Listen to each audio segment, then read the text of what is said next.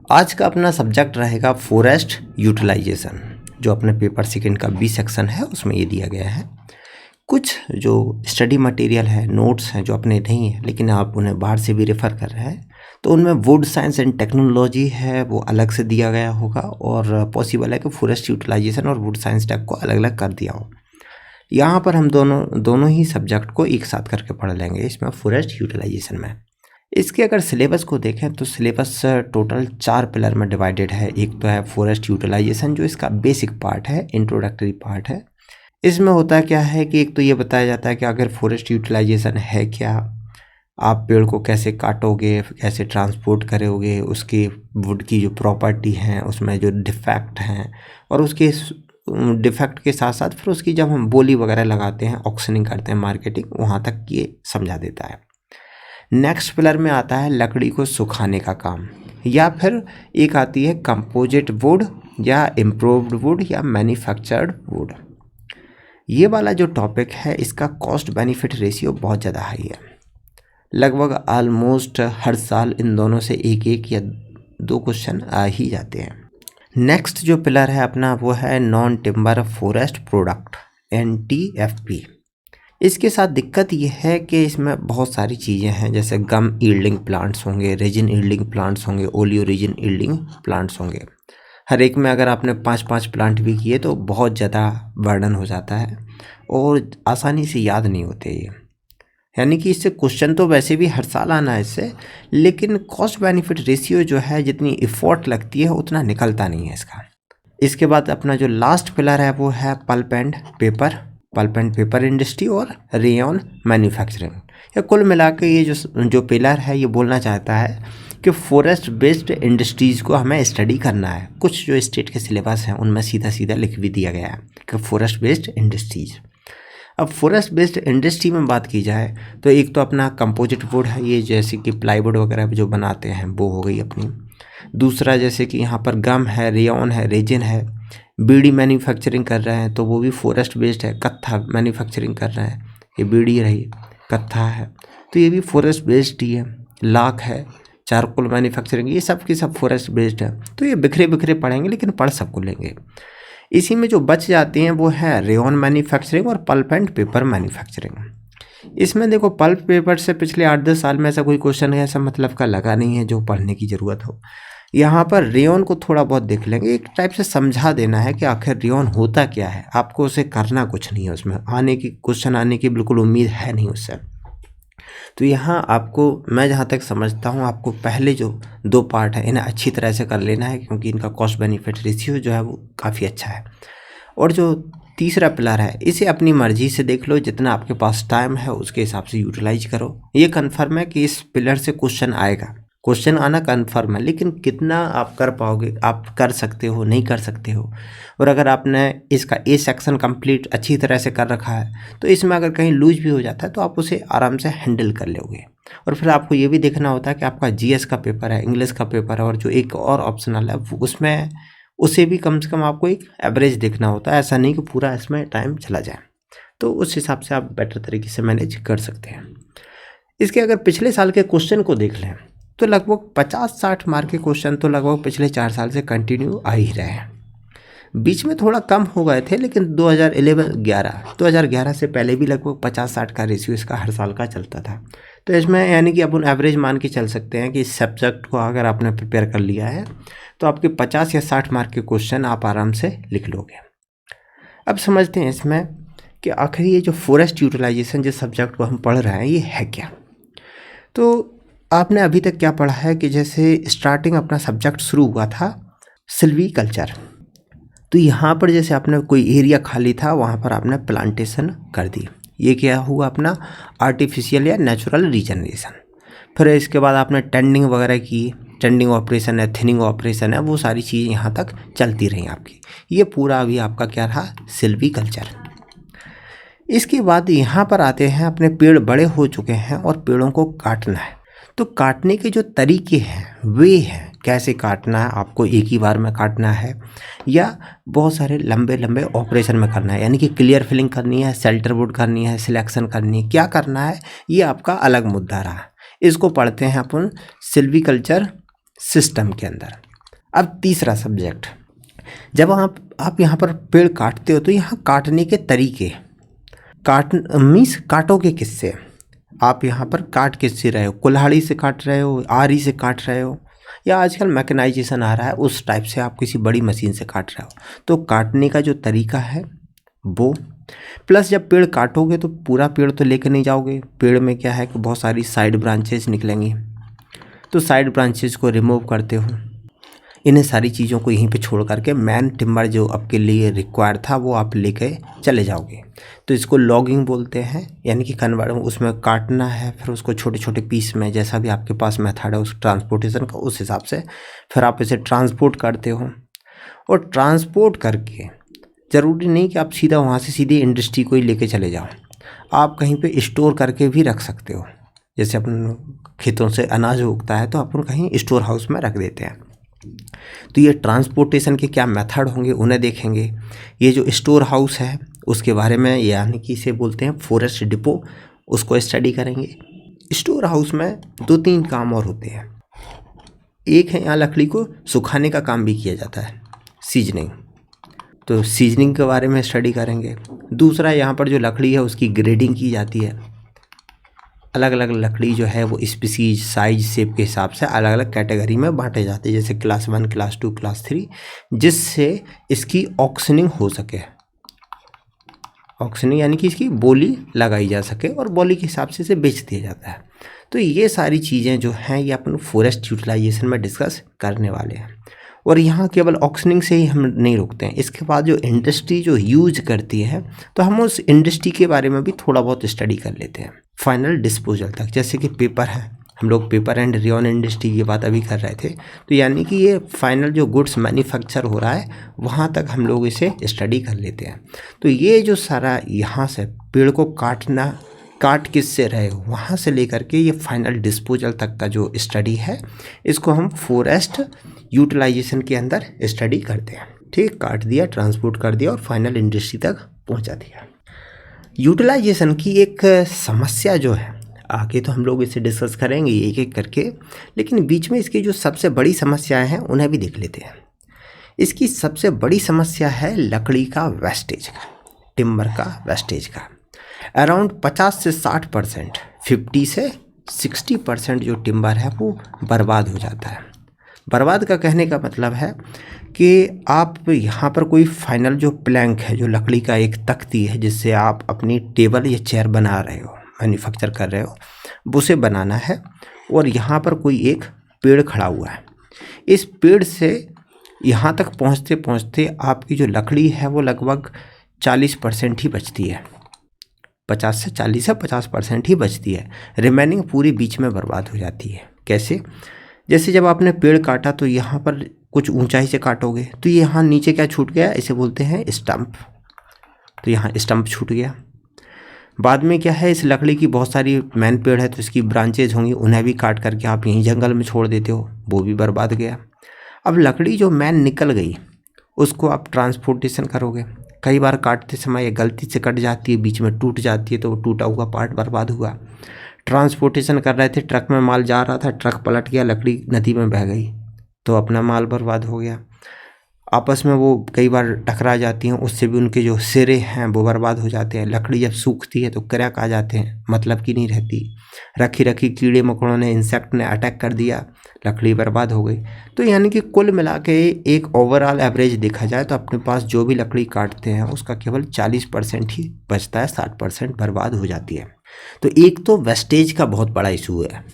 दूसरा इशू है labour force का, जो लेबर है, जो वर्कर हैं, इनके साथ भी इशू है, क्योंकि आज के टाइम पे जो चीफ वर्क है, कम सैलरी में कोई काम करना नहीं चाहता, सीधी सी बात है। और फिर इनकी भी लेबर्स के ऑर्गेनाइजेशन बन चुके हैं, तो कई बार ये जो ऑर्गेनाइजेशन है ये आपस में नेक्सस बना लेते हैं, तो सस्ते में कोई काम करने को नहीं मिलता, तो उससे जो अपनी कटिंग का है और ट्रांसपोर्टेशन वगैरह का है, मैन्युफैक्चरिंग का, इनकी जो कॉस्ट है वो बढ़ जाती है। तीसरा जो फॉरेस्ट के साथ इशू है वो है अल्टरनेटिव का। अल्टरनेटिव, ये जो लेबर फोर्स है और अल्टरनेटिव है आपके नोट्स में नहीं है। अल्टरनेटिव का मतलब है कि जैसे आज के टाइम पे फॉरेस्ट को आप फॉर एग्जांपल के लिए टीक है, टीक के 1 मीटर लकड़ी की कीमत आज 100 रुपये है, जस्ट एग्जांपल के लिए। आप अगर उसके हिसाब से आज कहीं प्लांटेशन कर देते हो और 20 साल बाद जब टीक की लकड़ी आए, तो ज़रूरी नहीं कि उसकी कीमत उसी के हिसाब से जो भी हो, सपोज़ 150 रुपये हो, ये ज़रूरी नहीं है। हो सकता है कोई ऐसा अल्टरनेटिव आ जाए, जैसे कि एल्यूमिनियम है, स्टील है, कोई अल्टरनेटिव आ जाए और ये इसकी ज़रूरत जो है उसे ख़त्म ही कर दे। यानी कि जैसे नीलाम्बूर में टीक प्लांटेशन की थी, तो उस टाइम की जो ज़रूरतें थी, ज़रूरत नहीं है कि वो चीज़ें रहें। जो सोसाइटी है उसके यूज के पैटर्न बदल रहे हैं, अल्टरनेटिव चीज़ें आ रही हैं, तो इस हिसाब से ये इसमें भी पैटर्न में बदलाव आ रहे हैं। तो ये सारी चीज़ें अपनी फॉरेस्ट की है।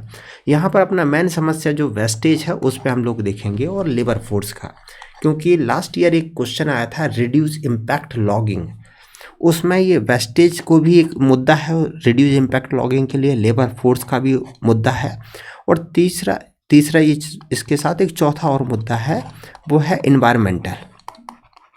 जब कहीं से आप पेड़ काट लेते हो तो वहाँ के जो इकोसिस्टम था वो एकदम एम्प्टी हो जाता है, पेड़ एकदम गायब है, तो ये इकोसिस्टम को डैमेज होता था वो भी।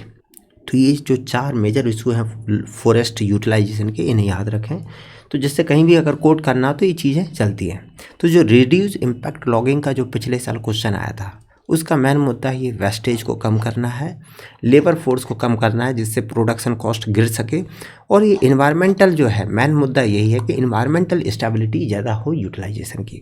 तो कुल मिला के हम लोग अभी फॉरेस्ट यूटिलाइजेशन में हाल फिलहाल में क्या देखने वाले हैं, एक तो लकड़ी को काटना, यानी कि काटने के तरीके भी देखेंगे और काटने के लिए कौन कौन से टूल यूज करते हैं वो भी देखेंगे। दूसरा इसका ट्रांसपोर्टेशन कैसे करते हैं, तो ट्रांसपोर्टेशन के जो मेथड्स हैं उन्हें देखेंगे। जब ट्रांसपोर्टेशन करते हैं तो लकड़ी को कुछ जगह स्टोर करके भी रख दिया जाता है, इसे बोलते हैं फॉरेस्ट डिपो। तो यहाँ फॉरेस्ट डिपो की जो टाइप है उनकी स्टडी करेंगे। इसके बाद जब डिपो में लकड़ी पहुँच जाती है तो वहाँ इसकी की जाती है ग्रेडिंग के बारे में समझेंगे, क्या ABC है, डिफेक्ट हैं जो वुड के, उन्हें देखेंगे। इसके बाद वहीं पे डिपो में ही इसको सीजनिंग का भी काम किया जाता है, सीजनिंग आगे की स्लाइड में देखेंगे। यहाँ पर फिर क्या किया जाएगा, बोली लगाई जाएगी। तो जो बोलने के जो तरीके हैं उन्हें समझेंगे, इस पर भी 2019 में क्वेश्चन आया था। और फिर यहाँ पर लास्ट में जो अपनी इंडस्ट्री है उससे रिलेटेड चीज़ें देख लेंगे। यहीं पे आएगा अपना सीजनिंग वाला टॉपिक, यहीं पे आएगा इम्प्रूव्ड वुड का मुद्दा, और यहीं पे फिर अपने जो माइनर फॉरेस्ट प्रोडक्ट है, पेपर प्लाई वुड है, रेयन है, वो सारी चीज़ें इसमें आ जाएंगी। तो ये अपना एक फ्रेमवर्क रहा जिसे हम लोग स्टडी करने वाले थे। अब सबसे पहले देख लेते हैं कि लकड़ी को जो काटते हैं और फिलिंग एंड कन्वर्जन, यानी कि लकड़ी को काट के उसे लॉग में बनाने का क्या इशू रहेगा। तो सबसे पहले अपन वो हथियार समझते हैं जिनको हम यूज करते हैं। यहाँ हथियार में क्या आएंगे, बहुत सारे हैं, जैसे लकड़ी अपनी कुल्हाड़ी है, बिल हुक है, आरी है, वेज है, कांट हुक है। इन्हें ना केवल हम लकड़ी को काटते समय, जबकि लकड़ी का जो ट्रांसपोर्टेशन है या कहीं भी इधर उधर से उधर मूव करना होता है तो उसे यूज करते हैं, या उसका साइज सेव करते हैं, तो वहाँ पर ये सभी टूल यूज करते हैं। एक एक करके देखते हैं ना। सबसे पहले आएगी अपनी कुल्हाड़ी। कुल्हाड़ी के यूज क्या है भाई, लकड़ी को काटना है, कहीं ट्रिमिंग करनी है, लकड़ी को फाड़ना है, वो सारे काम यहाँ कर लेते हैं।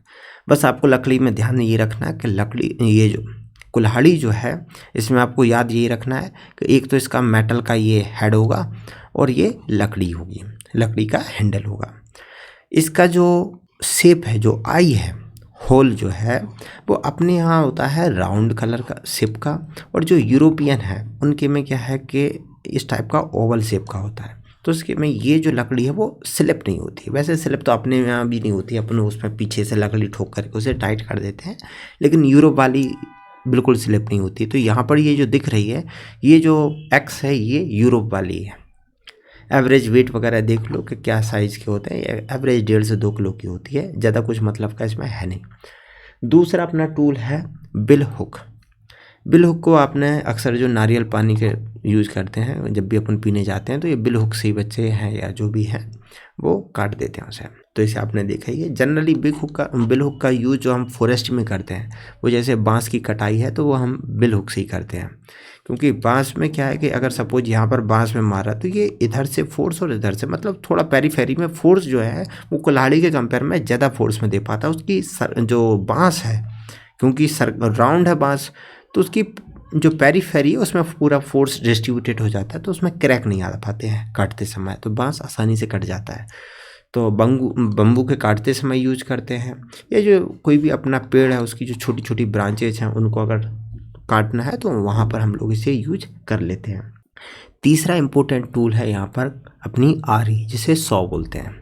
यहाँ सॉ के 4 टाइप होते हैं, उन्हें पढ़ेंगे। एक जो सॉ है इसे बोलते हैं क्रॉस कट सॉ, यानी कि ये जो लकड़ी है इसके आर पार इधर से इधर पूरी मूव करती है। इसके अलग अलग शेप साइज होते हैं, देखना हो देख लो, इतना मुद्दा नहीं है, बस आपको एक एवरेज आइडिया होना चाहिए। क्रॉस कट सॉ में ये जो टूथ हैं, दांतों के ऊपर थोड़ा बहुत मुद्दा आता है कि टूथ कितने टाइप के होते हैं, तो यहाँ 2 टाइप के होते हैं। एक होती है पैग टूथिंग, जहाँ पर सभी के सभी ये ट्रायंगुलर शेप के होते हैं। दूसरा होता है रैकर्स टूथिंग, जहाँ पर ये इस टाइप के रैक बने होते हैं, यानी कि यहाँ पर जो टूथ हैं इनका काम जो है, जब यहाँ पर ये चल रहे होते हैं तो ये वहाँ के फाइबर जो है उन्हें काटना उन्हें ब्रेक करना, और उस जो कर्व है जिसमें वो जो दरार है, जो कर्व है, उससे उन्हें इधर उधर बाहर निकालना भी होता है, जो कटा हुआ डस्ट है उसे निकालना भी होता है। जबकि इसमें क्या होता है कि ये वाले जो टीथ हैं ये कट करने का काम है, या फाइबर जो है उनको ब्रेक करने का काम है वो करते हैं, और ये जो वाले टीथ हैं इनका काम है जो डस्ट है उसको इस कर्व से बाहर ले जाने का, ट्रांसपोर्टेशन का काम कर देते हैं। इस टाइप से ये दोनों काम अलग अलग बटे होते हैं यहाँ पर। तो पैग टूथिंग और रैकर टूथिंग 2 टाइप के टीथ हैं। क्रॉस कट सॉ के बाद अगली सॉ आती है बो सॉ या 1 मैन सॉ, एक आदमी की। इसमें सिंपल सी होती है, देखा होगा अक्सर लोगों ने। नेक्स्ट है प्रूनिंग सॉ। प्रूनिंग सॉ में क्या है कि जैसे एक सॉ लगा दी ये डंडे से, तो अगर हमें पेड़ों की प्रूनिंग करनी हो, पेड़ों पे चढ़ ऊपर तो नहीं जा सकते, कोई पेड़ है बड़ा सा पेड़ है और उसकी कोई डाली है जिसे हमें काटनी है, तो इसे हम वहाँ तक आराम से, एक इंसान है जो भी है, ये सपोज अर्बोरिकल्चरिस्ट है, तो ये यहाँ से डंडा पकड़ के आराम से यहाँ से काट लेगा। ये रस्सी बंधी होती है तो उससे काम चल जाता है। एक चौथी सॉ और होती है, उसे बोलते हैं पावर सॉ, जो आजकल लाइट वाले या डीजल वाले पीछे इंजन से लगी होती हैं और वो इस टाइप की राउंड सी घूमती है, ऐसी आपने देखी होगी, ये राउंड सी ब्लेड इसकी घूमती है, वो है पावर सॉ। तो 4 टाइप की सॉ होती है। सॉ से रिलेटेड जो टर्मिनोलॉजी है वो भी यहाँ पर दी गई है, आप टर्मिनोलॉजी देख सकते हो, लेकिन तब जब आपको MCQ बेस्ड एग्ज़ाम देने हो। यहाँ IFS में अपने लिए टर्मिनोलॉजी का कोई इंपॉर्टेंस है नहीं। नेक्स्ट टूल जो है इम्पोर्टेंट टूल है वो है वेज यानी कि ट्रायंगल टाइप का। ये वेज का काम होता है, लकड़ी को फाड़ना हो तो बीच में फंसा देते हैं, आराम से कटता है। एक टूल है कांट हुक। कांट हुक का काम है कि जैसे आपको ये लॉग है इसको घुमाना है, तो आप घुमाओगे कैसे, तो ये आराम से बिध जाता है और इसे घुमा लेते हैं फंसा करके। इसी में अगला जो टूल है अपना वो है पिकरून।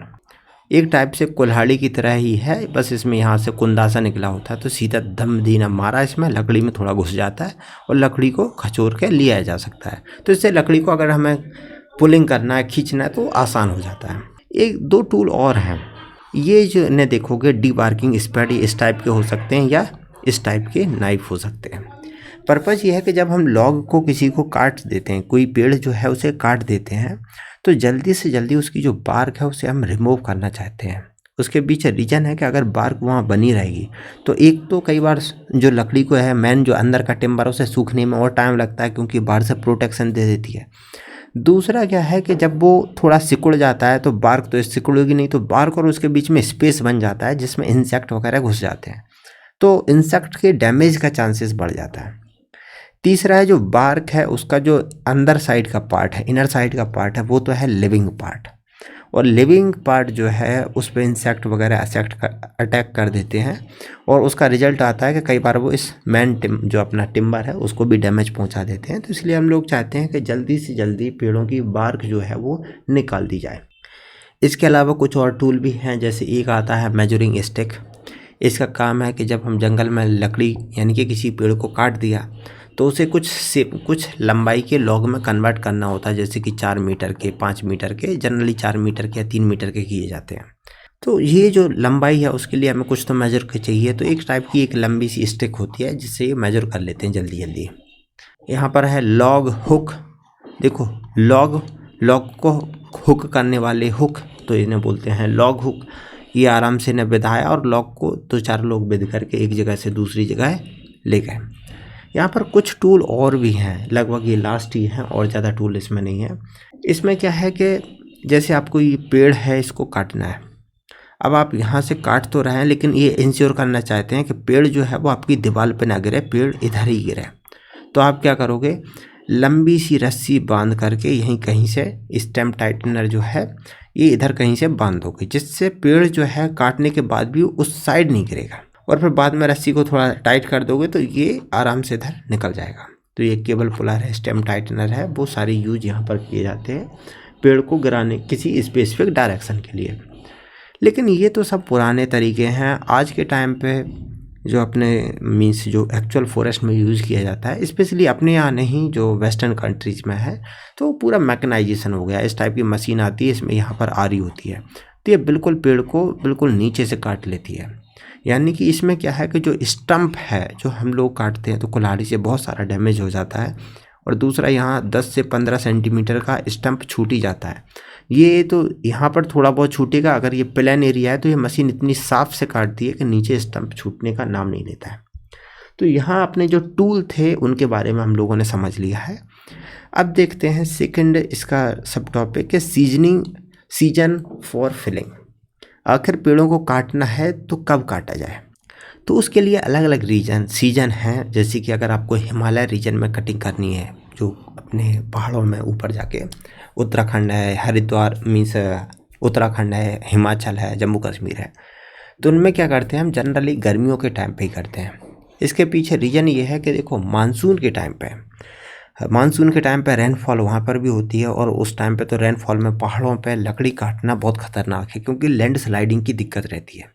कोई गिर जाए तो और मर हो जाएंगे, कैजुअलिटी बढ़ जाएगी। तो गर्मी जो रेनफॉल है, मानसून का सीजन है, उस पर हम कर नहीं सकते। बाद में जब सर्दियाँ शुरू हो जाती हैं तब इसलिए नहीं कर पाते हैं क्योंकि उधर हो जाती है बर्फ़बारी, तो वो दिक्कत दे देती है। तो जनरली अपने हिमालय सीजन में क्या है कि जब बर्फ़ पिघलना शुरू हो जाती है, यानी कि अप्रैल के टाइम पे जब सीजन फेवरेबल होता है, उस टाइम पे हम लोग कटिंग करते हैं। लेकिन अगर प्लेन और पेनिनसुलर इंडिया की बात की जाए, अपने पेनिनसुलर रीजन की बात की जाए, तो इन्हें जो है वो जनरली अक्टूबर से लेके मार्च, यानी कि सर्दियों के टाइम पे करते हैं। ऐसा क्यों करते हैं, क्योंकि मानसून के टाइम पे तो यहाँ पर भी काटना पॉसिबल नहीं है जंगलों में, क्योंकि जंगल कोई बिल्कुल प्लान नहीं होते हैं। दूसरा, जंगलों में कोई बिल्कुल हाईवे रोड तो बने नहीं हैं जो आप ट्रक लेके पहुँच जाओ। बैलगाड़ी है, ये फंस हो जाती है उसमें, तो एक तो दिक्कत ये रहती है।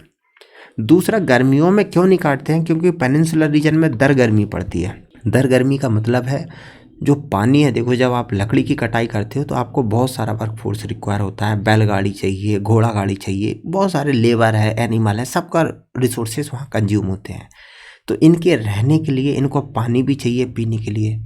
अब गर्मी इतनी पड़ रही है, पानी की सप्लाई वैसी गर्मियों में, तालाब हैं वो सूख जाते हैं, नदियाँ बिल्कुल जो पेनिनसुलर रीजन की नदियाँ वो सूख चुकी होती हैं, तो इन्हें पानी की सप्लाई करना मुश्किल हो जाता है।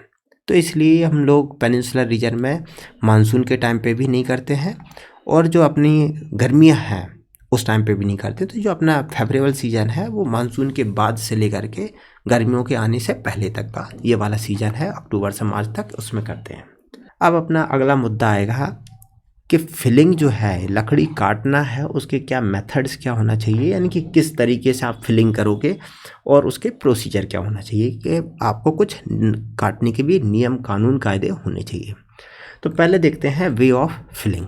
पेड़ को काटने के अपने यहाँ जो एक्सेप्टेड मेथड हैं वो 3 हैं, लेकिन जब आप एग्जाम में लिखोगे तो आपको 4 लिखने हैं। 3 कौन से हैं, कि जैसे आप जो पेड़ काट रहे हो केवल लकड़ी से इससे एक्स से काट रहे हो, केवल कुल्हाड़ी से काट रहे हो, तो उसमें क्या करते हैं कि जैसे आपको पेड़ को इधर गिराना है, तो सबसे पहले यहाँ पर एक नॉच बनाते हैं, लगभग 45 डिग्री पे होगी, और ये जो पेड़ का जो सेंटर एक्सेस होगा वो जनरली इस नॉच से पूरा काट दिया जाता है। इसके बाद उसके जस्ट अपोजिट डायरेक्शन में इसके 180 डिग्री पे अपोजिट डायरेक्शन में आप आओगे, और कुल्हाड़ी से लगभग इससे 5 से 10 सेंटीमीटर ऊपर दूसरी नॉच बनाओगे। अब जब नॉच जो है, क्योंकि इसका सेंटर आपने काट दिया तो सेंटर ऑफ ग्रेविटी ऑलरेडी इधर शिफ्ट हो चुका है, तो जैसे ही आप इसे काट दोगे ये टूट के इधर गिर जाएगा। दूसरा, इसमें क्या है कि लकड़ी के यहाँ पर क्रैक होने के या फटने के चांसेस इसलिए कम होते हैं क्योंकि यहाँ पर आपने जो काटा है तो ये लगभग यही वाला पार्ट बचा है, पूरा फोर्स इस पर ट्रांसफ़र हो जाता है तो ये आराम से टूट जाती है। लेकिन इसमें दिक्कत क्या होती है, एक तो इतना वाला पार्ट जो आपने काटा है ये पूरा वेस्टेज हुआ, दूसरा जो नीचे ज़मीन के नीचे जो आपने स्टंप छोड़ा है वो भी बर्बाद हुआ। तो इतनी लगभग लकड़ी जो है अपनी जो वैल्यूएबल, क्योंकि पेड़ की सबसे जो अच्छी और स्ट्रॉन्ग लकड़ी होती है वो बिल्कुल बेस पे होती है और वही वैल्यूएबल लकड़ी का अपना बर्बाद हुई है। दूसरा तरीका है कि मान लो आपने कुल्हाड़ी और आरी जो है 100 है दोनों को यूज करके काट रहे हो, तो कैसे करोगे, कुल्हाड़ी से आपने यहाँ पर एक बड़ी सी नोच बना दी और आरी से इधर काटे और इधर, क्योंकि ये जो है वो लगभग सेंट्रल एक्सेस तक थोड़ा जाते हैं, इसे काट देते हैं तो इसे केबल पुलर से गिरा देते हैं। तीसरा तरीका है कि केबल कुल्हाड़ी उसे 100 से काटना है, तो इसमें क्या करते हैं कि पेड़ जो है इसे केबल पुलर से बांध दिया जाता है। जैसे जैसे हम लोग इधर आरी से काटते हैं यहाँ पर बेज लगा के उसको थोड़ा और चौड़ा कर लेते हैं जिससे आरी फंसे नहीं अपनी, और केबल पुलर से इसे टाइट करते जाते हैं। तो धीरे धीरे करके जैसे ही हम लोग लास्ट में पहुँचते हैं केबल पुलर से खींच के इसे गिरा देते हैं। तो ये 3 मेथड होते हैं, लेकिन आपको चौथा भी लिखना है जो आजकल मैकेनाइजेशन में होता है। अब इसमें क्या है, जो अपनी मशीन है वो देखो यहाँ पर इसमें आरी जुड़ी हुई है नीचे ये वाली, और ये पेड़ को है ना बिल्कुल ज़मीन से काट रही है। अब इससे क्या बेनिफिट है मैकेनाइजेशन से, ये जो वैल्यूएबल टिम्बर था, तो एक तो आप यहाँ पर देखोगे कुछ स्टंप छोड़ रहा, अगर इस पेड़ को हमें काटना होगा तो हम लगभग इसे यहाँ से काटेंगे तो नीचे का जो वैल्यूएबल टिम्बर था वो जाएगा, और जब ये कटेगा पेड़ तो ये वाला जो पार्ट है वो भी अपना बर्बाद हो जाता है क्योंकि वो काटने में चला जाता है।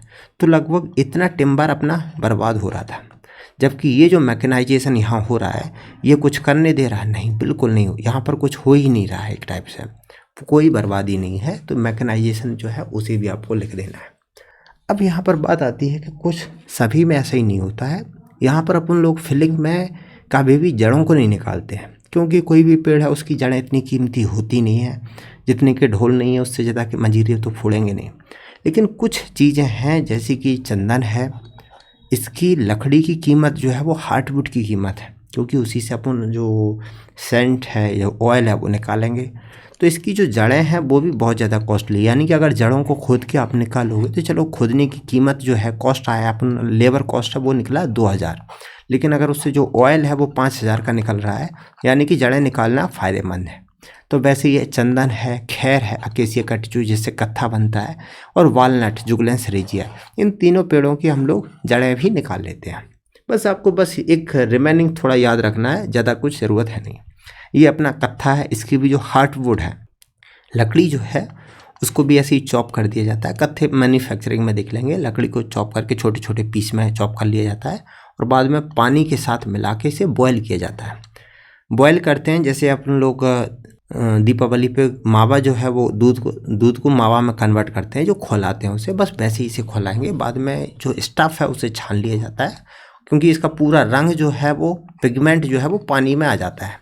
बाद में पानी को उठा के मतलब खूब औंटते हैं उसे खोआ की तरह। जब वो गाढ़ा हो जाता है तो फिर हम उसे जमा लेते हैं तो वो कत्था बना जाता है। तो इसे देख लेंगे। अब यहाँ तक अपना जो मेन मुद्दा था फिलिंग का वो तो हो गया कि कैसे काटोगे। यहाँ पर काटने के कुछ रूल भी हैं। इस पे पहले क्वेश्चन आ चुका है फिलिंग रूल्स। फिलिंग रूल्स को समझते हैं कि आखिर ये है क्या। यहाँ पर कुछ चीज़ें समझ लेते हैं अपन। जैसे मान लेते हैं कि एक ये पहाड़ी है, ठीक है। अब पहाड़ी पे आपको पेड़ काटना है तो आप ऑब्वियसली अगर यहाँ पर कोई पेड़ काट रहे हो तो इसे अगर इधर की साइड ऊपर की साइड गिराते हो तो यहाँ पर एंगल जो है वो कम होगा, तो इसको डैमेज होना जो चांसेस होंगे वो कम होंगे, क्योंकि ये पेड़ सीधा नहीं होता है, इसकी ब्रांचेज भी होती हैं और जो नीचे की ब्रांच है अक्सर वो क्रैक आ जाता है और उसके क्रैक की मेन ब्रांच को भी इफेक्ट कर सकती है। तो इसके गिरने के चांसेस कम है। इधर गिराएंगे तो एंगल बहुत बड़ा होगा, तो इसमें ज़्यादा फोर्स आ जाएगा ग्रेविटेशनल फोर्स की वजह से, तो यहाँ डैमेज होने के चांसेस ज़्यादा है। तो पहला रूल है कि पेड़ को अगर पहाड़ी रीजन में आप काट रहे हो तो अपर साइड में हम गिराएंगे उसे। दूसरी बात, अब बात आती है कि जब यहाँ पर इस पहाड़ी की बात कर लें दोबारा से, तो पेड़ तो यहाँ पर पूरे खड़े होंगे, तो फिर आप अगर इस पेड़ को काटोगे तो फिर ये इस पे गिरेगा, इसे काटोगे ये इस पे गिरेगा, तो मतलब जिसे काट रहे हो वो तो डैमेज होगा, दूसरा भी डैमेज होगा। तो फिर क्या किया जाए? तो उसका तरीका है कि आप जब पेड़ काटो तो ऊपर से काटना शुरू करेंगे। सबसे पहले इस पेड़ को काटेंगे, फिर इसको काटेंगे, फिर इसको काटेंगे, फिर इसको काटेंगे, फिर इसको, तो ऊपर से नीचे की तरफ काटना स्टार्ट करेंगे। तीसरा पॉइंट, अगर सपोज आपकी पहाड़ी ऐसी है और यहाँ पर अगर आप पेड़ काटोगे और आपको पता नहीं है कि पेड़ इधर गिरेगा या इधर गिरेगा, तो ऐसे केस में हमें इस टाइप के पेड़ों को काटना ही नहीं है, क्योंकि कोई फ़ायदा नहीं है। अगर इधर गिर गया पहाड़ी में तो पूरा बर्बाद हो गया, तो उसे बर्बाद ना करो। अपना वेस्टेज जो है, वर्कफोर्स है, टाइम है, उसे बर्बाद करने की ज़रूरत है नहीं। चौथा पॉइंट, अगर हमें सपोज यहाँ पर पेड़ काट रहे हैं, जो भी पेड़ है, जब काट रहे हो तो उसकी जो ब्रांचेज हैं, साइड जो ब्रांचेज हैं, उन्हें सबसे पहले कट कर दो, यानी कि इनको क्या कर दो, लॉपिंग कर दो। क्यों? क्योंकि अगर साइड ब्रांच रहेंगे और अगर ये पेड़ ऐसा गिरेगा तो ये ब्रांच पे सबसे पहले फोर्स जो है वो इसी पे पड़ेगा, ज़मीन के कांटेक्ट में यही आती है, तो ये टूटती हैं। इनके टूटने से कई बार ये यहाँ पर रैप्चरिंग हो जाती है और अपना मेन स्टेम जो है वो टूट जाता है। तो सबसे पहले ये लॉपिंग को काट दो। नेक्स्ट पॉइंट, अगर सपोज तेज़ हवा चल रही हो तो उस केस में हमें पेड़ों को नहीं काटना चाहिए। क्यों? क्योंकि आप सपोज इसे गिराना चाहते हो इधर, लेकिन हवा चल रही है तो वो इधर पटक देगी। तो उस केस में क्या है कि कई बार जो पेड़ का जो गिरना है, आप किस डायरेक्शन में गिराना चाहते हो वो श्योर नहीं रहती है हवा के तेज चलने पे, तो इसलिए इस केस में आप पेड़ नहीं काटोगे। तो फिलिंग रूल है वो यही सब है। देखो, from top to bottom, felling direction जो है वो ऊपर से, पहाड़ी जो है उसके ऊपर से नीचे की तरफ होगी, टॉप टू बॉटम, यानी कि जो पेड़ है वो हिल की साइड, ऊपर की साइड गिरे। लॉपिंग बिफोर फिलिंग, जिससे मिनिमाइज डैमेज जो है उसे कम से कम किया जा सके।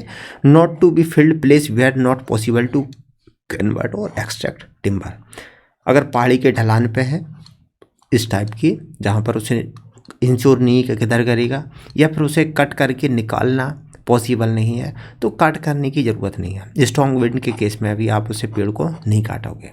और फिल नियर द ग्राउंड, जिससे कम से कम अपना वेस्टेज हो। तो ये रहे अपने फिलिंग रूल। अब नेक्स्ट मुद्दा आता है, पॉइंट आता है अपना इसके बाद, लॉग मेकिंग। लॉग मेकिंग को बोलते हैं लॉगिंग। लॉगिंग से दो क्वेश्चन आए। एक तो है कि ये लॉगिंग क्या है, what is logging, explain the term logging. हालांकि फिर बाद में ये भी पूछा गया कि लॉगिंग का पर्पज क्या है, इसकी स्टेजेस क्या है, या फिर ऑब्जेक्ट ऑफ फिलिंग, पेड़ को काटने के क्या ऑब्जेक्टिव है। भाई सीधी सी है, काट क्यों रहा है पेड़, मजाक थोड़ी कर रहे हो, सीधे सी काट इसलिए रहे हो क्योंकि टिम्बर एक्सट्रैक्ट करना है आपको। दूसरा, पेड़ का ये जो फिलिंग की ऑब्जेक्टिव है जब आपको करना है, तो इसमें आप एक तो सीधा है कि टिम्बर को एक्सट्रैक्ट कर रहे हो, दूसरा आपका ऑब्जेक्टिव, जैसे अपन टेंडिंग प्रूनिंग करते हैं तो वहाँ पर जो अपना कंपटीशन है, कंपटीशन को भी तो रिड्यूस करने के लिए वो भी पर्पज हो सकता है। तीसरा, आप रीजनरेशन फिलिंग करते हो, वहाँ पर भी तो पेड़ काटते हो, तो यहाँ ऑब्जेक्टिव फिलिंग है तो वहाँ पर आपका पर्पज रीजनरेशन भी हो सकता है। तो ये 3-4 आपके ऑब्जेक्टिव हो जाते हैं कि आप पेड़ क्यों काटना चाहते हो, तो ये समझ में आ गया आपको। लॉगिंग क्या है वो मुद्दे को अभी अपन डिस्कस करते हैं। यहाँ पर पूछा था briefly the general rule of felling and basic cut of tree felling. General rule of felling कौन से हैं कि आपको जब हवा तेज चल रही है तो पेड़ नहीं काटना है, पहाड़ी पे काटना है तो ऊपर से नीचे की डायरेक्शन में काटना है, पेड़ को ऊपर की साइड में गिराना है, वो चीज़ है। और basic cut of tree felling, यानी कि कट करने के जो वे थे, 3 जो वे थे, उनको यहाँ देखेंगे हम लोग कि आप कैसे केवल कुल्हाड़ी से काट रहे हो, या कुल्हाड़ी और आरी से काट रहे हो, केवल आरी से काट रहे हो, या मैकेनाइजेशन कर रहे हो उसका। अब मुद्दा आता है अपना लॉगिंग का। लॉगिंग का मतलब होता है लॉग मेकिंग, लॉग मेकिंग या लॉगिंग। तो वैसे इसका जो सेंस है वो यही जानना चाहिए कि आपने जो कोई एक पेड़ है आपका ऐसा फैला हुआ है, उसको जब आप काट रहे हो तो इसकी ब्रांचेस को कट करके, ब्रांचेस वगैरह हटा के इस पेड़ को, ये एक सिंपल सा आपने मेन स्टेम निकाल लिया और मेन स्टेम को अपनी ज़रूरत के साइज के हिसाब के लॉग में कन्वर्ट कर लिया। इसको बोलना चाहिए लॉगिंग। लेकिन इस प्रोसेस में बहुत सारी चीज़ें इन्वॉल्व होती हैं। पहला है कि जब आप पेड़ काटते हो तो नीचे से उसका पेड़ का कटिंग है वो भी इन्वॉल्व है। दूसरा, इसकी जो लॉपिंग है ब्रांचेस को, वो भी इन्वॉल्व है। तीसरा, जब इसे छोटे छोटे साइज में काटते हैं तो उसे बोलते हैं बकिंग, तो बकिंग भी इन्वॉल्व है। और एक्चुअल में लॉगिंग में एक टर्म और है कन्वर्जन, वो भी हम लॉगिंग में ही शामिल कर लेते हैं। कन्वर्जन क्यों? क्योंकि जैसे सपोज ये पेड़ है, ये टेढ़ा मेढ़ा पेड़ है। अब ऐसे पेड़ को अगर हमें लंबे टाइम ट्रांसपोर्ट करना हो, सपोज कोई पेड़ है जिसे चेन्नई से दिल्ली ले आना हो, और पता पड़ा दिल्ली ले आकर के इसका आधा पार्ट तो जो है जो वेट है वो खाली पीली में अपन लोड लेके आए, कोई मतलब का निकला नहीं। तो यहाँ पर कन्वर्जन का मतलब है कि इससे जो अपने वैल्यूएबल जो साइज सेफ है आपको उसमें सीधा कन्वर्ट कर लो तो जिससे जो वेस्टेज है टिम्बर का वो वहीं पे जंगल में जहाँ से इसे काटा वहीं बर्बाद हो जाएगा, तो कम से कम ट्रांसपोर्टेशन जो कॉस्ट है वो तो बचेगी। तो कन्वर्जन भी वहीं करते हैं। अब आता है कि लॉग मेकिंग जो है, लॉग बनाने का अपना एम क्या है। सीधा सा है, एक तो जंगल में ही हम लकड़ी का जो वेट है वो रिड्यूस कर लेते हैं, अनवांटेड चीज़ें जिनका कोई सेंस नहीं है उसे वहीं पे छोड़ देते हैं। दूसरा, ट्रांसपोर्टेशन इस टाइप के का आसान हो जाता है, जैसे लॉग बना चुके हैं, पूरे पेड़ को तो नहीं कर सकते। अगर कोई डिफेक्टिव वुड है तो उसको हम वहीं पे हटा लेते हैं, काम ही ख़त्म है। और मार्केट रिक्वायरमेंट के हिसाब से हम लोग उसे कन्वर्ट कर लेते हैं। तो ये अपने लॉगिंग के या लॉग मेकिंग के जो ऑब्जेक्टिव थे वो हो गए। लास्ट मुद्दा आता अपना कन्वर्जन का। तो कन्वर्जन हम लोग समझ चुके हैं कि ऐसी लकड़ी को कोई फ़ायदा नहीं होता, उसके कंपेयर में अगर ऐसे कन्वर्ट कर दें तो ये कॉस्ट बेनिफिट ज़्यादा है। अब यहाँ पर अपना जो मुद्दा था इस सब्जेक्ट का वो ख़त्म हो गया। यानी कि ये जो लॉगिंग से रिलेटेड है, लकड़ी को काटना है, उससे टूल देख लिए और रिलेटेड जो चीज़ें थी उन्हें समझ लिया। अब इसमें एक मुद्दा और आता है सिलेबस में कि आप कुछ भी कर रहे हो तो उसमें जो करंट में जो चल रहा है, करंट जो डेवलपमेंट है, एडवांस जो डेवलपमेंट है, उन्हें भी देखना होता है। तो आज के टाइम की समस्याएं क्या है फॉरेस्ट में, आप लकड़ी तो काटना चाहते हो लेकिन आप ये चाहते हो कि जो डैमेज है उसे थोड़ा मिनिमाइज किया जाए। यानी कि डैमेज अगर मिनिमाइज होगा तो क्या है कि आपका कॉस्ट बेनिफिट अच्छा निकल जाएगा। दूसरा, लेबर कॉस्ट है वो सस्ती पड़े, कन्वर्जन है, ट्रांसपोर्टेशन, ये चीज़ें सस्ती पड़ जाए। यानी कि डैमेज एक है, एक तो आपका इशू है डैमेज, टिम्बर डैमेज, वो कम से कम हो। दूसरा, लेबर फोर्स है, यानी कि इस हिसाब से वो थोड़ा सही पड़ जाए। और तीसरा, आज के टाइम पे और मुद्दा जुड़ गया है, वो है इन्वायरमेंट से रिलेटेड चीज़ें। क्योंकि जिस एरिया की आप पेड़ काट देते हो तो वो पूरा लोकल इकोसिस्टम बिल्कुल हिल जाता है, गायब ही हो जाता है एकदम रातों रात। तो वो भी इशू है। जैसे सपोज कोई पेड़ है, इस पर एक चिड़िया का घोंसला है, आप पेड़ काट के ले गए, या उस एरिया में 1000 घोंसले थे किसी बर्ड्स के, आप पूरा साफ़ कर दिया एरिया, वो 1000 के लिए तो लीथल हो गया। तो ये इकोसिस्टम जो है वो गड़बड़ा जाता है। तो इसी के लिए आजकल जो डेवलपमेंट चल रहा है वो 2 एरिया हैं जहाँ पर अच्छा डेवलपमेंट हो रहा है। एक तो है कि काटने के लिए हम मैकेनाइजेशन वाला काम करें, ज़्यादा से ज़्यादा मैकेनाइजेशन किया जाए। इससे क्या है कि जो वुड का वेस्टेज है, जैसे कि स्टार्टिंग में जो कटिंग वाले जो एरिया है तो वेस्टेज कम हो, स्टम्प हाइट जैसी चीज़ें हैं वो कम हो। दूसरा, मैकेनाइजेशन में क्या है कि लेबर कॉस्ट जो है वो काफ़ी सस्ता पड़ जाता है। जब ज़्यादा सस्ता पड़ जाएगा तो आप इंटरनेशनल मार्केट में उसे लकड़ी को बेच सकोगे। यहाँ फॉरेस्ट वाली बात नहीं है, हम कॉमर्शियल फॉरेस्ट्री के एस्पेक्ट में भी देखते हैं। तो इंटरनेशनल मार्केट में हमें ये थोड़ी सस्ती पड़ जाती है, डैमेज कम होते हैं, लेबर फोर्स कम हो जाता है और इजीली हो जाता है ऑपरेशन।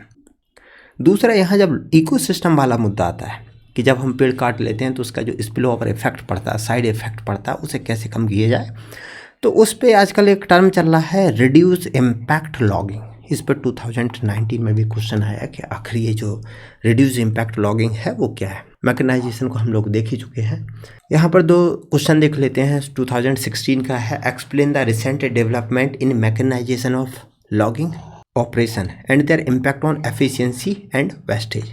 यहाँ मैकेनाइजेशन ऑफ लॉगिंग जो है तो यहाँ पर केवल पेड़ के काटने से रिलेटेड नहीं है, काटने पे तो मैकेनाइजेशन हुआ ही है, उसके जो ट्रांसपोर्टेशन है उस पर भी हुआ है, इसकी स्टोरेज है, लकड़ी के सुखाने हैं। तो अब अपना जो लॉगिंग है वहाँ पर क्या है, पेड़ को काटने का है, उसकी प्रूनिंग है उससे भी है, और इसका कन्वर्जन है। तो कन्वर्जन वगैरह में भी वहाँ पर भी मैकेनाइजेशन हुआ था, बहुत सारी चीज़ें थी। 19 में आया था अपना कि ये भाई रिड्यूस इम्पैक्ट लॉगिंग क्या है और इसका कंपोजिशन, मतलब इसमें क्या क्या शामिल है और इसके बेनिफिट क्या है। तो हालांकि अगर आपने इस क्वेश्चन के हिसाब से अगर प्रिपेयर किया तो ये RIL भी इसमें अंदर आ जाता है, क्योंकि मैकेनाइजेशन में यहाँ पर भी रिड्यूस इम्पैक्ट लॉगिंग में भी हम लोग मैकेनाइजेशन कर रहे हैं, तो वो चीज़ें उधर आ जाती हैं। जैसे कि जंगल से पेड़ निकालने के लिए हम लोग हेलीकॉप्टर का यूज़ करते हैं, चॉपर का यूज़ करते हैं। जैसे ट्रांसपोर्टेशन जो है, तो पहले जब ट्रक करता था तो ट्रक साइड को आपको रोड बनाना पड़ता था, या फिर ट्रक इधर उधर डैमेज करता था। हेलीकॉप्टर उतना डैमेज नहीं करता है लोकल इकोसिस्टम को, तो इसलिए उसे यूज करते हैं। तो अब देख लेते हैं रिड्यूस इम्पैक्ट लॉगिंग क्या है। देखो यहाँ पर नाम देखो, रिड्यूस का मतलब कम करना, इम्पैक्ट यानी कि पेड़ के काटने का जो अपना लॉगिंग करते हैं उसका जो इम्पैक्ट है उसे कम करना। इस पूरा RIL का जो पर्पज़ है वो केवल एक ही है कि हम जब कहीं किसी भी एरिया के जो जंगल है उसे जब साफ़ कर देते हैं काट के, तो वहाँ का जो इन्वायरमेंट है वो डैमेज हो जाता है। तो अब कभी भी हम कहीं भी पेड़ काटते हैं तो काटने से पहले हम वहाँ का RIL करते हैं कि वो जो इन्वायरमेंटल डैमेज है वो कम हो। तो अब ये कैसे करते हैं? तो उसके लिए सबसे पहले क्या है कि जहाँ पर भी हमें पेड़ काटना होगा वहाँ पर हम एक पहले से एक सर्वे करेंगे, पहले प्लानिंग कर लेंगे, यानी कि एक पूरा सा एक सर्वे करते हैं उस एरिया का कि देखो इस एरिया में कहाँ कहाँ के हमें पेड़ काटने चाहिए, कौन कौन से पेड़ नहीं काटने चाहिए, और काटेंगे तो कौन कौन से पेड़ के काटने से इस एरिया के जो इकोसिस्टम है उस पर कितना डैमेज पहुँचेगा, कितना डैमेज नहीं पहुँचेगा। तो इस सारी चीज़ों को देखते हैं। अपने वर्कफोर्स जो है, लेबर फोर्स है, यानी कि फॉरेस्ट डिपार्टमेंट का जो ह्यूमन रिसोर्सेज है उसको भी ऑर्गेनाइज करते हैं कि कौन स्किल है, किसी को स्किल नहीं है, जिससे ज़्यादा स्किल हो से नहीं है, जिन्हें स्किल नहीं है उन्हें ट्रेनिंग देते हैं। तो इस टाइप से कि प्रॉपर वे में हम लोग जा पाएँ। इसके बाद जब हम पेड़ों को काट लेते हैं तो उनका ट्रांसपोर्टेशन का मुद्दा आता है। ट्रांसपोर्टेशन कैसे कर सकते हो आप? फॉर एग्जांपल के लिए जैसे मैंने बोला कि आप ट्रक के थ्रू ना जाके जो कॉमर्शियल कर रहे हैं, जैसे US है, कनाडा है, तो वो चॉपर को लेके जाते हैं। जहाँ पर सपोज ये जंगल है, इन्होंने यहाँ पर लॉग काटा है, चॉपर ऊपर से उड़ के आता है, ये चॉपर मान लो, ये यहाँ से एक वायर से इस लॉग को काटते हैं और उड़ा के लेकर के सीधे वो स्टोरेज पे पहुँच जाते हैं। तो यहाँ पर ये लोग चॉपर को यूज कर रहे हैं, यानी कि ट्रांसपोर्टेशन में भी आपने काम किया। इसके बाद जब आपने वहाँ हार्वेस्टिंग बिल्कुल एक्टिविटी जब करने जाते हो तो उस टाइम पे भी आप चीज़ों को देखते हो। फिर जब आपने हार्वेस्टिंग कर ली, इसके बाद हार्वेस्टिंग के बाद आप उस एरिया को रीस्टोर करने की कोशिश करते हो। जैसे आपने वहाँ का एरिया को ड्रेनेज जो सिस्टम है उसको डैमेज पहुँचाया हो, कहीं का पेड़ काट दिया है, जैसे कहीं ढलान पे था तो पूरा वेजिटेशन गायब होने से यहाँ रन ऑफ हो सकता है, तो यहाँ पर पिटिंग कर दोगे, गड्ढे गड्ढे खोद दोगे जिससे रन ऑफ है उसको रोका जा सके। तो दूसरा, आपने अगर ज़्यादा पेड़ हटा दिए हैं तो वहाँ पर कुछ और प्लांटेशन वगैरह कर दोगे। तो इस टाइप से पोस्ट हार्वेस्टिंग जो है, पोस्ट हार्वेस्ट जो मैकेनिज्म है उनको अडॉप्ट करते हो, जिससे उस एरिया का जो इकोलॉजी है उस पर जो डैमेज है वो कम से कम पड़े। यहाँ पर भी वही चीज़ें हैं, उनको एक सिस्टमेटिक वे में बताई गई हैं। तो आपको इन सब को पूरे को एक एक करके पूरा पढ़ लेना है, ज़्यादा कुछ चीज़ें इसमें है नहीं। इसमें अपना जो था लॉगिंग, जैसे ये तो पिछले साल का एक क्वेश्चन दे रखा है कि what is reduce impact logging और what is its composition and explain its benefit. Notes में ये पूरा दिया गया है। यहाँ पर एक्चुअल में केवल लॉगिंग को करना था, यहाँ गलत कर दिया है, यहाँ क्वेश्चन लॉगिंग का डालना था। यहाँ ये ट्राई की गई है कि अगर आपको ये लिखना हो कि लॉगिंग क्या है या फिर उसके क्यों करते हो आप लॉगिंग, तो एक जो अपना इंट्रोडक्टरी पार्ट जो है वो ये हो सकता है कि ये लॉगिंग की डेफिनेशन हो गई और आप क्यों करना चाहते हो वो मुद्दे यहाँ हो गए। इसका RIL से कोई ज़्यादा खास मतलब है नहीं। अब यहाँ पर अपन ने क्या कर लिए, पेड़ों को काट लिया है। अब अपना अगला काम आता है उनको ट्रांसपोर्ट करने का, उन्हें यहाँ से कहीं दूर ले जाने का। अब ट्रांसपोर्टेशन आप जब करते हो तो उसके कई बार दो टाइप मान लिए जाते हैं, एक होता है माइनर टाइप और दूसरा है मेजर टाइप। यानी कि कहीं छोटी मोटी दूरी के लिए आपको लेके जाना है या लंबी दूरी तक ट्रांसपोर्ट करके जाना है, तो माइनर और मेजर। यहाँ पर जो ट्रांसपोर्टेशन है उसको 3 सब कैटेगरी में बांट लिया जाता है कि आप ट्रांसपोर्टेशन कहाँ कर रहे हो, ज़मीन से कर रहे हो, पानी से कर रहे हो या हवा से कर रहे हो। जैसे ज़मीन से है, अब इसके टाइप हो सकते हैं लैंड के, जैसे आप इस टाइप की कोल्ड एरिया है तो वहाँ पर आप घोड़ा गाड़ी यूज़ कर रहे हो, ट्रक यूज कर रहे हो, आदमी है वही खचोर के लेके जा रहा है, लेबर है वो है, एनिमल है बुलक कार्ट है खचोर के लेके जा रहा है, ड्रैनिंग है टिम्बर को गोल गोल गोल, जैसे ये टिम्बर है उसको गोल गोल घुमा घुमा के लेके जा रहे हो, स्लाइड कर रहे हो, ट्रक है ट्रैक स्लाइडिंग। इस टाइप से अपन जो लैंड ट्रांसपोर्टेशन है वो कर लेते हैं। दूसरा ट्रांसपोर्टेशन देखते हैं अपना वाटर का। अब वाटर के में 3 सब कैटेगरी है। पहला आता है फ्लोटिंग। फ्लोटिंग हम लोग करते हैं जनरली कोल्ड एरिया में, जैसे कि पहाड़ी है, कोनिफर्स वाले एरिया में पहाड़ी है, वहाँ से टिम्बर एक्सट्रैक्ट करना ऐसे जंगल से आसान नहीं होता है। तो क्या करेंगे, एक इस टाइप का एरिया, एक नाली सी बना दी जाती है, ऊपर कहीं नदी वगैरह होगी उसका पानी इसमें फ्लोट करके लेके आएंगे और यहाँ पर टिम्बर को छोड़ दिया जाता है, वो तैरते हुए धड़ाधड़ धड़ाधड़ आराम से आ जाते हैं। इसे बोलते हैं टेलीस्कोपिक फ्लोटिंग। जैसे अपने यहाँ पर जो अपने यहाँ वाटर पार्क होते हैं उनमें इस टाइप से करते हैं, सरकते खिसकते आते हैं और मस्त तरीके से चले आते हैं, वैसे यहाँ पर आ जाएंगे। ऐसी फ्री फ्लोटिंग जो है वो नदी में भी करते हैं, इसे बोलते हैं अपन लोग फ्री फ्लोटिंग या रिवर फ्लोटिंग या स्वीपिंग। या फ्लोटिंग का मतलब है कि आप एक टिम्बर ले लिया आपने या दो टिम्बर ले लिए, यहाँ आप सिंगल सिंगल टिम्बर लेके फ्रीली मूव कर रहे हैं, इसलिए आप फ्लोटिंग पे ध्यान रखें। यहाँ हम सिंगल सिंगल पेड़, देखो यहाँ पर एक लॉग अकेला तैर रहा है, यहाँ पर भी एक लॉग जो है वो अकेला तैर रहा है, ये अकेले अकेले तैर तैर के आते हैं। दूसरा देख लेते हैं मेथड है, वो है अपना राफ्टिंग एंड बूम। यहाँ पर दो तरीके हैं, एक होती है राफ्ट और उसे रोकने के लिए जो स्ट्रक्चर होती है इसे बोलते हैं बूम। राफ्टिंग क्या है, जब हमें ट्रांसपोर्टेशन है वो बहुत दूरी तक करना हो तो फिर क्या करते हैं कि अपने जो लॉग हैं छोटे छोटे, जैसे मान के चलो एक स्टेम का ये लॉग है, दूसरा ये है, तो ऐसे 10-15 लॉग को लिया और उनको बांध के गट्ठा बना लिया। ठीक है, एक गट्ठा ये हो गया लॉग का, दूसरा ये हो गया, तीसरा गट्ठा ये हो गया। अब ये जो गट्ठा है इसको क्या बोलेंगे, हिंदी में बोल दिया गट्ठा, इंग्लिश में क्या बोल दिया इसे, बंडल। ऐसे कुछ बंडल को, जैसे एक बंडल को दूसरे से, दूसरे को तीसरे, ऐसे कुछ बंडल्स को बांध के एक सेक्शन बना लेते हैं, इसे क्या बोलते हैं, सेक्शन। ये एक ट्रेन का डिब्बा बन गया। फिर एक डिब्बा, उसके आगे दूसरा डिब्बा, एक जो है पढ़ते हैं ना तीतर के, एक आगे तीतर, तीतर के दो पीछे तीतर, तो वैसे ही यहाँ से एक पूरी रेलगाड़ी बना ली। इस पूरी रेलगाड़ी को बोलते हैं राफ्ट। अब इसमें होता क्या है, जैसे यहाँ पर कुछ एक खींचने के लिए ले लिया और वो सीधा खचोड़ते चले जाते हैं। एक आधे यहाँ साइड में लगा रहता है जिससे कहीं इधर उधर टूट टाट ना जाए, या मुड़ने में कहीं किनारे पे जब मोड़ते हैं तो कहीं दिक्कत ना दे। एक पीछे देखा वाली के लिए होता है, मेनली खींचने के लिए यहाँ होता है। तो इस टाइप से इनकी जो रेलगाड़ी है छुक छुक करते हुए चलती जाती है। तो ये है राफ्टिंग। तो राफ्टिंग में ध्यान रखोगे सबसे नीचे बंडल है, फिर सेक्शन है, फिर राफ्ट है। इसमें अब कुछ अलग अलग नाम है। देखो किसी टाटा कंपनी का कोई रूल नहीं है कि जो चीज़ें बताई गई बुक्स में वो बिल्कुल एग्जैक्टली दुनिया में वैसी एग्जिस्ट करती हों, और वैसे भी मेंस में ये चीज़ें ज़्यादा ध्यान रखने की ज़रूरत है भी नहीं। अब यहाँ पर कुछ राफ्टिंग के टाइप होंगे कि जैसे लॉग राफ्ट है, अगर जो हम राफ्टिंग कर रहे हैं वो लॉग का बना हुआ है तो लॉग राफ्ट है। इसमें बोला कि लगभग 16 से 20 लॉग का एक बंडल होता है और लगभग 10 बंडल का एक सेक्शन होता है और 6 से 10 सेक्शन का एक लॉग राफ्ट होता है। फिर इन्होंने कुछ भी बता दिया कि 10 से 20 लॉग के आसपास का लगभग एक राफ्ट में लगभग 100 से 200 के आसपास लॉग होते हैं। ज़रूरी नहीं है कि ये वही कैटेगरी में आए, हर एक देश के हिसाब से, एरिया के हिसाब से चीज़ें बदलती हैं।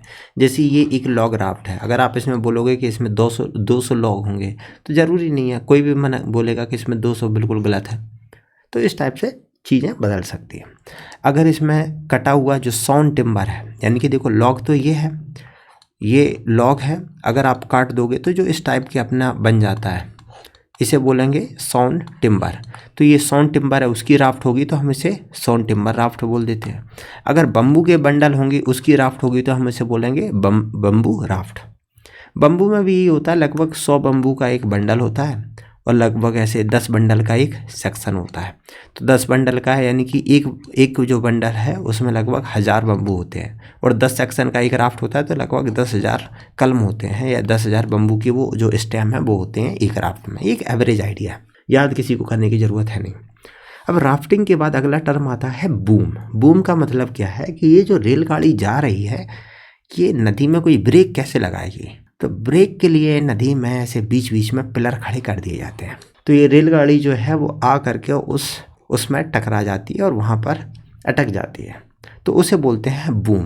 बूम का सेंस है डच वर्ड है जिसका मतलब है फ्लोटिंग ऑब्स्टेकल, यानी कि तैरती हुई अवरोध, तैरते अवरोध। इसके कुछ और भी तरीके हो सकते हैं, इन्हें बोलते हैं 1 वे 2 वे।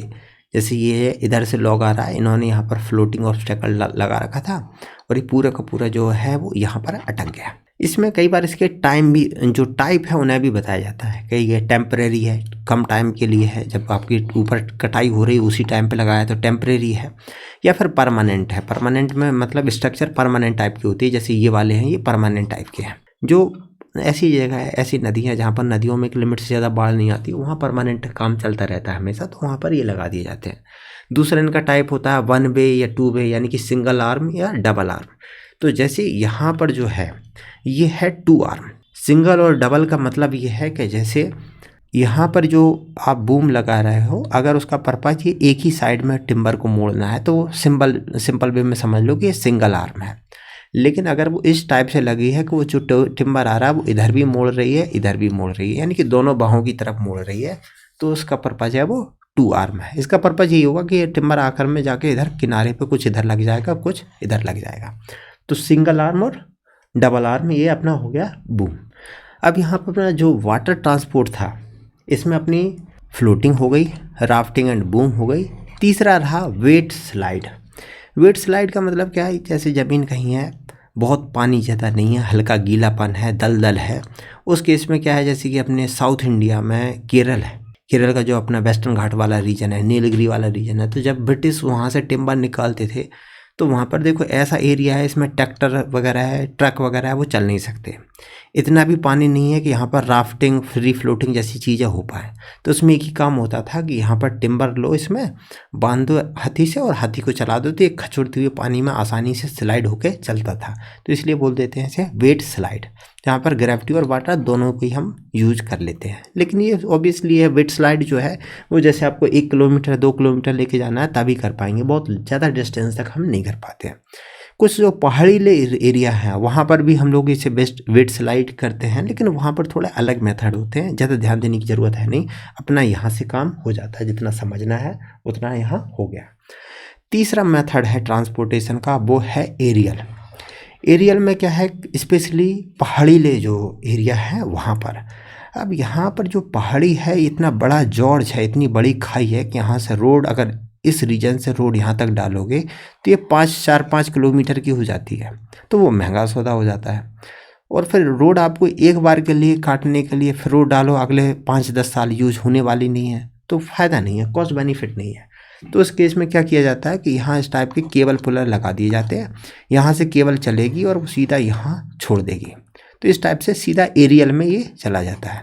यहाँ एरियल में आजकल आप हेलीकॉप्टर जो कर रहे थे हम लोग रिड्यूस इम्पैक्ट लॉगिंग में, तो हेलीकॉप्टर को भी यहाँ ऐड किया जा सकता है। तो यहाँ अपना जो टिम्बर के ट्रांसपोर्टेशन था वहाँ पर अपने तीनों मेथड हो चुके हैं, लैंड वाला हो गया, वाटर वाला हो गया और एरियल हो गया। अब देख लेते हैं टिम्बर की स्टोरेज को। जब आप ट्रांसपोर्टेशन करके लेके जा रहे हो, जंगल से ज़मीन निकाल ली, तो आपको वो जंगल से जो आपने टिम्बर है वो निकाल लिया, तो अब आपको इसे टिम्बर को कहीं रखना होगा। तो वो रखने की जो जगह है जो आप बनाते हो, इस टाइप का एक एरिया, इसे बोलते हैं डिपो, फॉरेस्ट डिपो, जैसे बस का डिपो होता है उसी टाइप का। अब अगर आपसे ये पूछा जाए कि इसका पर्पज़ क्या है, तो 2-3 पर्पज़ होते हैं। पहले हम इसके टाइप समझ लेते हैं तो पर्पज़ अपने आप समझ में आ जाएगा। जैसे मान लेता हूँ कि आपके पास एक ब्लैक स्क्रीन कर लेते हैं, आपके पास ये एक जंगल का एरिया है, ठीक है। ये एरिया है जहाँ कटिंग ऑपरेशन हो रहा था। तो आप क्या करोगे, पूरे दिन का जो भी लकड़ी यहाँ इस एरिया से जो भी कटी उसे यहाँ स्टोर कर लोगे और फिर दिन में एक बार ट्रक पूरा लादा और चलता बनेगा। तो यहाँ पर जो आपने छोटा सा एक दिन की कटाई की लकड़ी, 2 दिन या 4 दिन की जो कटाई की लकड़ी है उसे रखते थे, तो ये जो है छोटा सा स्टोरेज है, इसे बोलते हैं अपन फॉरेस्ट डिपो, फॉरेस्ट डिपोट। ये क्या है, एक टाइप से जब तक ये लकड़ी की कटाई का काम चल रहा है तब तक ये चल रहा है, अदरवाइज जैसी कटाई बंद है तो ये तो ख़त्म ही हो जाएगा। यहाँ पर क्या करते हैं, जब पेड़ काटते हैं तो बार्किंग का जो बार्क है उसे रिमूव करने का काम है वो भी यहीं कर लेते हैं, लकड़ी को साइज के हिसाब से काट छाट जो करनी है, लॉग मेकिंग है, कन्वर्जन, वो सारे काम हम लोग यहाँ कर लेते हैं। अब यहाँ पर फॉरेस्ट डिपो है, सपोज दूसरा लकड़ी के कटने का काम यहाँ से चल रहा है, यहाँ से भी फॉरेस्ट डिपो होगा, यहाँ भी काम चल रहा होगा, यहाँ पर भी एक फॉरेस्ट डिपो होगा, यहाँ से भी एक छोटा सा ट्रक भर के आएगा, लॉरी भर के आएगी, इधर से भी एक लॉरी भर के आ गई। यहाँ पर एक बीच में एक बड़ा सा डिपो बनाया जाएगा। ये डिपो क्या करेगा, पूरे जो माल जो भी आ रहा है वो सब यहाँ रखा जाएगा, इसे बोलते हैं ट्रांजिट डिपोट। अब ये ट्रांजिट डिपोट क्या करेगा, एक तो यहाँ जो भी लकड़ी आ रही है, देखो हर एक एरिया से अलग अलग स्पीसीज की आ रही होगी, यहाँ से ट्रांजिट से इसे भेजना है मार्केट को।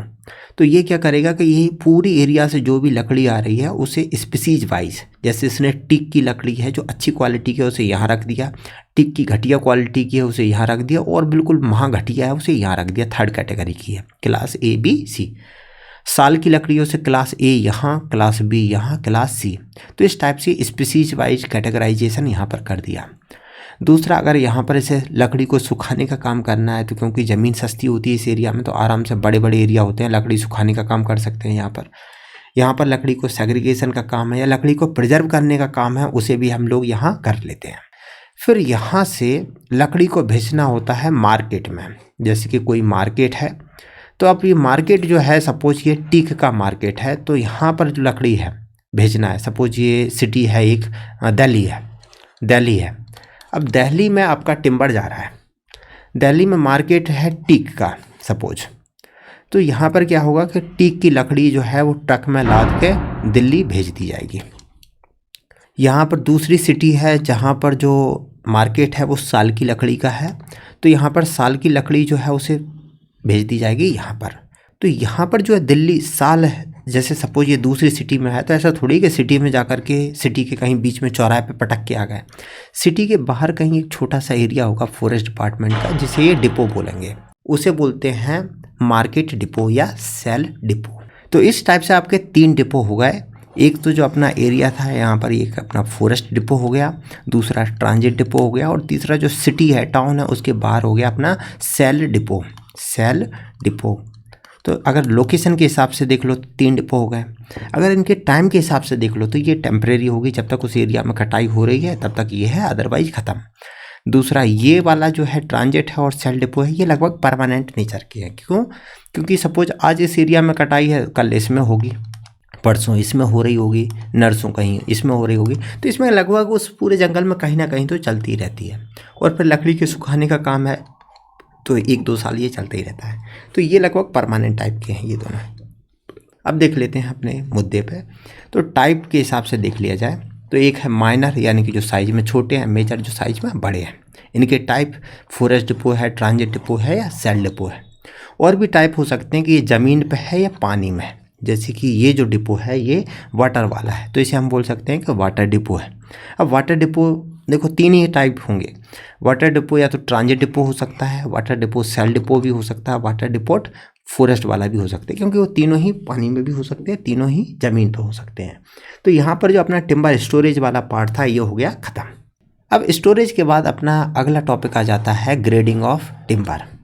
देखो अभी तक अपना क्या हुआ है, जो लकड़ी है वो अपन डिपो में, फॉरेस्ट डिपो में लेके चले गए हैं। डिपो में हम लोगों ने जैसे टीक की लकड़ी है उसे category A, B, C 3 category की लकड़ी है एक तरफ रख दी। इसमें A, B, C की 3 ब्लॉक में डिवाइड करके साल की रख दी। इसमें 3 ब्लॉक में करके हमने खैर की रख दी। यानी कि जो डिपो है उसमें हम लोग जो टिम्बर है उसे स्पीसीज वाइज, उसकी साइज वाइज, यानी कि उसमें लकड़ी में क्या खराबियाँ उसके हिसाब से हम कैटेगराइज कर देते हैं। सबसे घटिया लकड़ी C कैटेगरी की हो गई और सबसे अच्छी क्वालिटी की कैटेगरी A में हो गई या A क्लास की हो गई, और इसे C क्लास की बोल सकते हैं। तो इस टाइप से हम लोग ग्रेडिंग करते हैं। अब ग्रेडिंग पे जैसे 2 क्वेश्चन हैं, फिर इसके बाद देखेंगे कि आखिर हम इस चैप्टर को पढ़ क्यों रहे हैं और ये जो डिफेक्ट हैं वो कौन कौन से हैं, और फिर ग्रेडिंग कैसे करते हैं उन्हें बाद में देख लेते हैं। पहले क्वेश्चन देखते हैं। एक तो क्वेश्चन आया है कि right about the natural defect, कि भाई जो नेचुरल डिफेक्ट होते हैं लकड़ी के उनके बारे में भाई लिख दो जो आप लकड़ी में ऑब्जर्व करते हो। दूसरा क्वेश्चन आया था वेरियस जो common defect encounter after harvesting of food. जब एक बार लकड़ी को आप काट लेते हो तो उसमें काटने के बाद कुछ टाइप के डिफेक्ट आ जाते हैं, वो कौन कौन से हैं। जैसे कि आप जब काट चुके हो तो काटते समय एक तो स्प्लिटिंग का आ जाता है, वो मुद्दा नहीं है यहाँ पर है। जब लकड़ी को सूखती है तो सूखने के टाइम पे जो डिफेक्ट आ जाते हैं, या फिर लकड़ी रखी हुई है उसमें टिम्बर है, जो इंसेक्ट पेस्ट है उनने अटैक करके उसमें होल कर दिए, वो सारी चीज़ें अपन को यहाँ दिखना है, तो वो सारी डिफेक्ट हैं। तो टोटल इस सब्जेक्ट या इस टॉपिक में क्या पढ़ने वाले हैं, एक तो देखेंगे कि जो ग्रेडिंग कर रहा है इसका हमारा एम क्या है, दूसरा ये टाइप ऑफ डिफेक्ट जो टर्मिनोलॉजी उसे समझेंगे, और तीसरा ये ग्रेडिंग जो ABC होती है उसे देखेंगे। पहला अपना एम देखते हैं। एम का काम है एक तो क्वालिटी रेगुलेट कर लेते हैं, दूसरा अगर कोई डिफेक्ट जो है आ सकता है तो वहाँ पर ट्रीटमेंट दे देते हैं जिससे वो डिफेक्ट को का जो इम्पैक्ट है वो कम किया जा सके या फिर उसे रोका जा सके। जैसे कि सपोज कोई टीक है, टीक की लकड़ी है, उसमें कोई इंसेक्ट अंदर घुसा हुआ है, अगर ऐसे ही छोड़ देंगे 2 साल अगर ऐसे ही रखे रहेंगे तो अंदर से खोखला कर देगा, तो उसी टाइम पे कुछ ट्रीटमेंट दे देते हैं जिससे वो आगे फर्दर जो डिफेक्ट है वो ना बढ़ पाए। तीसरा यहाँ एक काम और है कि ये डिफेक्ट के कॉजेज को आइडेंटिफाई करना, जिससे जो लकड़ी ग्रो हो रही है वहाँ पर हम एक्शन ले सकें और ये डिफेक्ट फ्यूचर में अदर लकड़ी पे ना हो पाए, तो वो भी यहाँ हेल्प हो जाती है। अब देखते हैं अपनी जो कॉमन टर्मिनोलॉजी है उसे। तो यहाँ पर जो कॉजेज ऑफ डिफेक्ट है ये अलग अलग कैटेगरी के हैं। जैसे कि लकड़ी को सुखाते हैं उस टाइम पे कौन कौन से डिफेक्ट आ जाते हैं। जब लकड़ी को सुखाते हैं यानी कि ये हार्वेस्टिंग के बाद के डिफेक्ट हैं। तो ये जो क्वेश्चन था अपना 2011 का, उसमें आपको आराम से लिखना था। इसमें पहला डिफेक्ट है चेक। चेक का मतलब है जैसे आपने लकड़ी को कन्वर्ज कर दिया, इस टाइप का फट्टा बना दिया और सूखी, तो इसमें फाइबर जो है वो अलग हो गया, तो यहाँ पर एक क्रैक सा डेवलप हो गया। लेकिन क्रैक इतना भी बड़ा नहीं है कि आर पार हो जाए, तो ये है वो है चेक। लेकिन अगर ये क्रैक है वो एक साइड से दूसरी साइड निकल जाए तो इसे हम बोलते हैं ये स्प्लिट हो गया, फट गया। तो ये चेक है और ये स्प्लिट है। एक और होता है जिसे बोलते हैं हनी कॉम्बिंग। इसमें क्या होता है कि ये जो फट्टा है जैसे आपका, ये चेक स्प्लिट में तो साइड से इधर से उधर गया, सपोज इतने बड़े नहीं हो पा रहा है, बीच बीच में थोड़ी थोड़ी सी दरारें आ गई हैं, तो उसे बोलते हैं हनी कॉम्बिंग। जो इंटरनल जो चेक्स हैं उनको बोलते हैं हनी कॉम्बिंग। ये सबके सब सीजनिंग की वजह से होते हैं, सूखने की वजह से। तो यानी कि ये लकड़ी के काटने के बाद के हैं। एक होता है इंसेक्ट जो है वो होल कर जाते हैं। अब होल तो इसमें बाद की कैटेगरी में भी लिख सकते हो और काटने से, लकड़ी के काटने से पहले भी हो सकते हैं। पहले कम होते हैं क्योंकि लकड़ी गीली होती है, बार्क जो है वो प्रोटेक्ट करती थी। जनरली बाद में बहुत ज़्यादा मिलते हैं। जैसे कि इंसेक्ट है, चिड़िया है, वो उसमें छेद कर देती हैं लकड़ी में। ये है फंजाई वाले। जब लकड़ी को हम काट देते हैं तो उस टाइम पे कुछ टाइप के डैमेज आ जाते हैं। जैसे कि आपने लकड़ी काट दी है, वहाँ पर कुछ फंजाई ग्रो कर गई और फंजाई ने उसके ऊपर जो ग्रो करेगी तो कुछ स्टेन है वो छोड़ देती है वहाँ पर, तो वो वाले इशू आ जाते हैं यहाँ पर। दूसरा है कुछ टाइम बाद फंजाई ग्रो करके उसे रॉट कर देती है, सड़ा देती है लकड़ी को, वो भी दिक्कत आ जाती है। कुछ हैं जो ग्रोथ की वजह से नेचुरल डिफेक्ट है। देखो ये नेचुरल मतलब जो उसके नेचुरल ग्रोथ की वजह से है। ये तो कोई ना कोई एजेंसी ने की है, ये इंसेक्ट कर रहा है, ये फंजाई कर रहा है, ये लकड़ी के सूखने से हो रहा है, ये नेचुरल डिफेक्ट नहीं है। नेचुरल डिफेक्ट मतलब फ्लूटिंग है। स्टेम जो है वो ऐसा लग रहा है जैसे फ्लूट मतलब बांसुरी, जैसे कि बांसुरी का एक पूरा गट्ठा इकट्ठा कर रखा हो, ये फ्लूटिंग है। पेड़ है जो है वो टेढ़ा मेढ़ा है, वो भी एक नेचुरल डिफेक्ट है। तीसरा टैपरिंग है, यानी कि टैपरिंग मतलब नीचे से ऊपर जाने पर पेड़ की जो मोटाई है वो कम होती जा रही, तो टैपरिंग भी एक नेचुरल डिफेक्ट है। नेचुरल डिफेक्ट ही है इन बार्किंग। क्या होता है जनरली जो पेड़ है उसमें बार्क है वो बाहर ही रहती है। कई बार ग्रोथ बिहेवियर की वजह से ये बार्क है, जैसे यहाँ पर थोड़ी फोल्ड हो गई, किसी ने डैमेज कर दिया था, धीरे धीरे ये बढ़ गई और ये बार्क यहाँ अंदर रह गई, इसे बोलते हैं इन बार्किंग। इससे क्या होता है कि जैसे आप इस लॉग को कट करके ऐसा कुछ बना रहे थे, तो ये इन बार्किंग की वजह से आप ऐसा नहीं कर सकते, आपको यहाँ से कट करना पड़ेगा। ये पूरा आपका वो साइज शेप जो होना चाहिए था वो नहीं मिलेगा, क्योंकि बार्क डेड पार्ट है, उसका कोई बेनिफिट होता नहीं है, अपना जो भी बनाओगे वो बर्बाद हो जाएगा। तो इससे टिम्बर की क्वालिटी बहुत ज़्यादा गिर जाती है। एक है नॉट, गांठ, जैसे कि यहाँ से कोई ब्रांच निकली है, अगर आपने इसे काट दिया, ऐसा फट्टा बनाया, तो ये जो पार्ट था ये यहाँ पर जो नोट कराएगा वो यहाँ रह जाता है, तो इसे बोलते हैं नॉट। अब नॉट के दो टाइप हो सकते हैं, लाइव नॉट और डेड नॉट। यानी कि अगर ये पेड़ ये जो है वो टाइट है, क्योंकि जब स्टार्टिंग के केस में जब ताज़ा कटा होता है तो उस टाइम पे ये नॉट है वो लगभग जिंदा ही होता है, जिंदा ब्रांच होती है, तो ये इससे अच्छी तरह से फंसा होता है, तो इसे हम बोल सकते हैं लाइव नॉट। बाद में जब सूख जाती है तो ये नॉट जो है वो अलग खिसक जाती है और वो उसे बोल देते हैं डेड नॉट। इसके बाद आता है जब लकड़ी को सुखाते हैं तो उस टाइम पे इसमें दरारें पड़ जाती हैं। सीजनिंग डिफेक्ट हम लोग अभी देख चुके थे, चेक है, स्प्लिट है, हनी कॉम्बिंग है। उसके अलावा इसमें और पड़ते हैं सेक्स। ये सेक का मतलब जैसे कप कपा देना। तो यहाँ पर जब लकड़ी, देखो आपने एनुअल रिंग पढ़ रखी है, लकड़ी जब सूखती है तो वो एनुअल रिंग के अकॉर्डिंग कई बार फटना शुरू हो जाती है, और जो फटती है उसके हिसाब से इसके सेक, यानी कि वो फटना जो होता है एनुअल रिंग के पैरेलल में, उसे बोलते हैं सेक। और उसके 4 टाइप हैं। जैसे ये कहीं कहीं थोड़ी थोड़ी हो रही है, तो ये कैसी हो रही है, जैसे अपना कप होता है, तो इसे बोलते हैं कप सेक। अगर ये सेंटर से फट रही है बाहर की तरफ, कई बार जो पिथ है उसकी दिक्कत होती है तो पिथ सिकुड़ जाता है, तो ये लकड़ी बाहर की तरफ फटना शुरू करती है, यानी कि अंदर से बाहर की तरफ फट रही है, तो इसे हम बोल देते हैं रेडियल सेक। तीसरा है अगर ये फट रही है, जैसे कप सेक है, वो पूरे बड़े बड़े हो जाए, पूरे रिंग निकल जाए, तो हम उसे बोलते हैं रिंग सेक। और स्टार सेक मतलब जब फटना बाहर से शुरू हो, तो ये कैसी बन जाएगी, जैसे अपने स्टार होते हैं इस टाइप के, तो इसलिए इसे बोलते हैं स्टार सेक। तो ये है स्टार सेक, कप सेक, रिंग सेक और ये हार्ट सेल या ये जो है इसे या तो आप हार्ट सेक बोल दो या रेडियल सेक बोल दो। हार्ट क्योंकि ये अंदर का जो हार्ट है, सेंटर में जो है हार्ट, उसमें शुरू हुआ है। हार्ट दिल अंदर होता है, तो पेड़ का जो भी हार्ट है, दिल जो है उसका अंदर है, तो ये अंदर वाला है हार्ट सेक। यहाँ हमने इसके डिफेक्ट जो है देख लिया है। अब अपना मुद्दा आता है इसकी ग्रेडिंग का। देखो ग्रेडिंग में हमें ज़्यादा कुछ पढ़ना नहीं है क्योंकि इस पर क्वेश्चन अपने आने वाले हैं नहीं। बस एक रिव्यू देख लो जिससे थोड़ा आत्मा को संतुष्टि हो, और इससे ज़्यादा कुछ है नहीं। ग्रेडिंग दो चीज़ों की होती है, या तो लॉग है या फिर इस टाइप के पोल है, मतलब छोटे छोटे जो छोटे लॉग होते हैं। तो लॉग को देख लेते हैं, वैसे ही पोल के साथ किए हैं। लॉग को 3 क्लास होती हैं, class A, class B, class C. ये जो क्लास है इनकी ए बी सी, जैसे यहाँ पर ये बिल्कुल स्ट्रेट लॉग है, ये एक क्लास का है। ये कैसे डिसाइड किया जाता है, इसकी कुछ क्राइटेरिया है। जैसे क्लास ए बी सी है, इनके कुछ क्राइटेरिया है। क्राइटेरिया क्या है, जैसे क्लास ए क्या है कि अगर हमने लकड़ी को देख रहे हैं, हम जनरली लेते हैं 3 मीटर का, यानी कि 10 फीट का, क्योंकि अपने घर जो होते हैं वो जनरली उनमें 10 फीट की वो विड्थ होती है, ऊंचाई चौड़ाई जनरली 10 फीट बाई 10 के कमरे होते हैं, तो उस हिसाब से 10 फीट इसका एक स्टैंडर्ड लिया जाता है। स्पेशली अपने जो मकान है उनकी जो ऊंचाई है, जैसे ये कमरा बन गया है, और तो ये जो ऊंचाई होती है अपने कमरे की वो 10 फीट की मान के चलते हैं, तो इसलिए यहाँ पर 3 मीटर की ये लेते हैं। तो अगर ये 3 मीटर का जो लॉग है उसमें अगर इसे एक्सेस मान लो, और ये लॉग जो है वो अगर इसे एक्सेस पर रख दो, और ये मान के चलो यहाँ पर इस टाइप का थोड़ा कर्वेचर है, यानी कि मेन एक्सेस से ये थोड़ा कर्व है।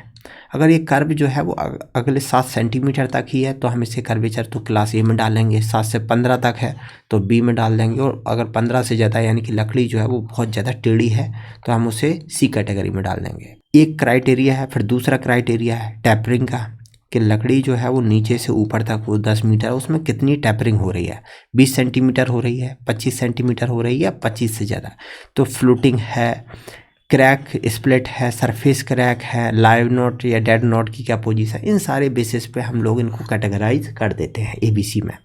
जैसे हम यहाँ पर लॉग की करेंगे वैसे हम यहाँ पर पोल की करेंगे। तो कुल मिला के ऐसे समझ सकते हो कि क्लास ए वो लकड़ी होती है जो लगभग all forms free from all defect, B मतलब जिसमें थोड़ी बहुत डिफेक्ट, और सी मतलब इसमें तो दर डिफेक्ट है, थर्ड क्लास लकड़ी है अपनी। ये कैटेगराइजेशन जो है इसमें बहुत ज़्यादा कुछ देखने की ज़रूरत नहीं है, अपना ज़्यादा कोई क्वेश्चन आने वाले इससे है नहीं। एक क्वेश्चन देख लेते हैं, give the classification of timber based on air dry weight with suitable example. ये क्वेश्चन 13 का है, पुराने पैटर्न का है। इसमें इशू क्या था, जो अपना टिम्बर होता है उसका एक स्पेसिफिक ग्रेविटी है, उसका एक वेट होता है। जैसे नीम है, नीम की लकड़ी का जो वेट है वो है लगभग 700 kg पर मीटर क्यूब। तो यहाँ पर जो था वो इनकी जो कैटेगराइजेशन है ये वेट के हिसाब से क्लासिफिकेशन था, उसके हिसाब से था। आपके नोट्स में तो नहीं है, क्योंकि मुझे भी ऐसा नहीं लगा कि इसमें अपने कोई डिस्कस करने का ज़्यादा कुछ मुद्दा है। ऐसी चीज़ें वो कॉस्ट बेनिफिट नहीं देता है, इसी वजह से इसे यहाँ पर छोड़ दिया गया। अब यहाँ पर अपने कैटेगराइजेशन तो कर दिया है। अब कई बार हमें लकड़ी की जो प्रॉपर्टी है उसे भी देखना होता है कि लकड़ी की किस टाइप की अपनी लकड़ी की प्रॉपर्टी है। जनरली हम लकड़ी की 4 टाइप की प्रॉपर्टी को देखते हैं। एक है जब हम उसे ऊपर से देख लेते हैं तो उसे हम बोलते हैं ग्रॉस स्ट्रक्चर। अब कोई माइक्रो लेंस लेकर के बैठ जाए तो उसे बोलते हैं माइन्यूट स्ट्रक्चर। ये तो स्ट्रक्चर वाले हैं। 2 फिजिकल है, ग्रॉस फिजिकल है और एक मैकेनिकल प्रॉपर्टी है। तो इस टाइप से 4 प्रॉपर्टी हैं लकड़ी की जिन्हें स्टडी और करना होता है। तो एक ही करके देखते हैं। सबसे पहले देखते हैं ग्रॉस स्ट्रक्चर। मतलब अगर आपको कहीं ऐसा कटा हुआ टिम्बर का लॉग मिल गया और आप ऐसे ही पकड़ के आराम से टटोलते हो और बोलते हो और भाई कैसे हो, तो जो ऊपर से देखने पे आपको जो दिखेगा वो है ग्रॉस स्ट्रक्चर। इसमें आपको क्या दिख जाएगा, एक तो दिख जाएगी ऊपर से जो टॉप पे बार्क है वो दिख जाएगी आपको। फिर यहाँ पर जो लाइट पार्ट है और ये डार्क पार्ट है ये दिख जाएगा कि ये है सैपवुड और ये है हार्ट। हार्ट मतलब अंदर दिल।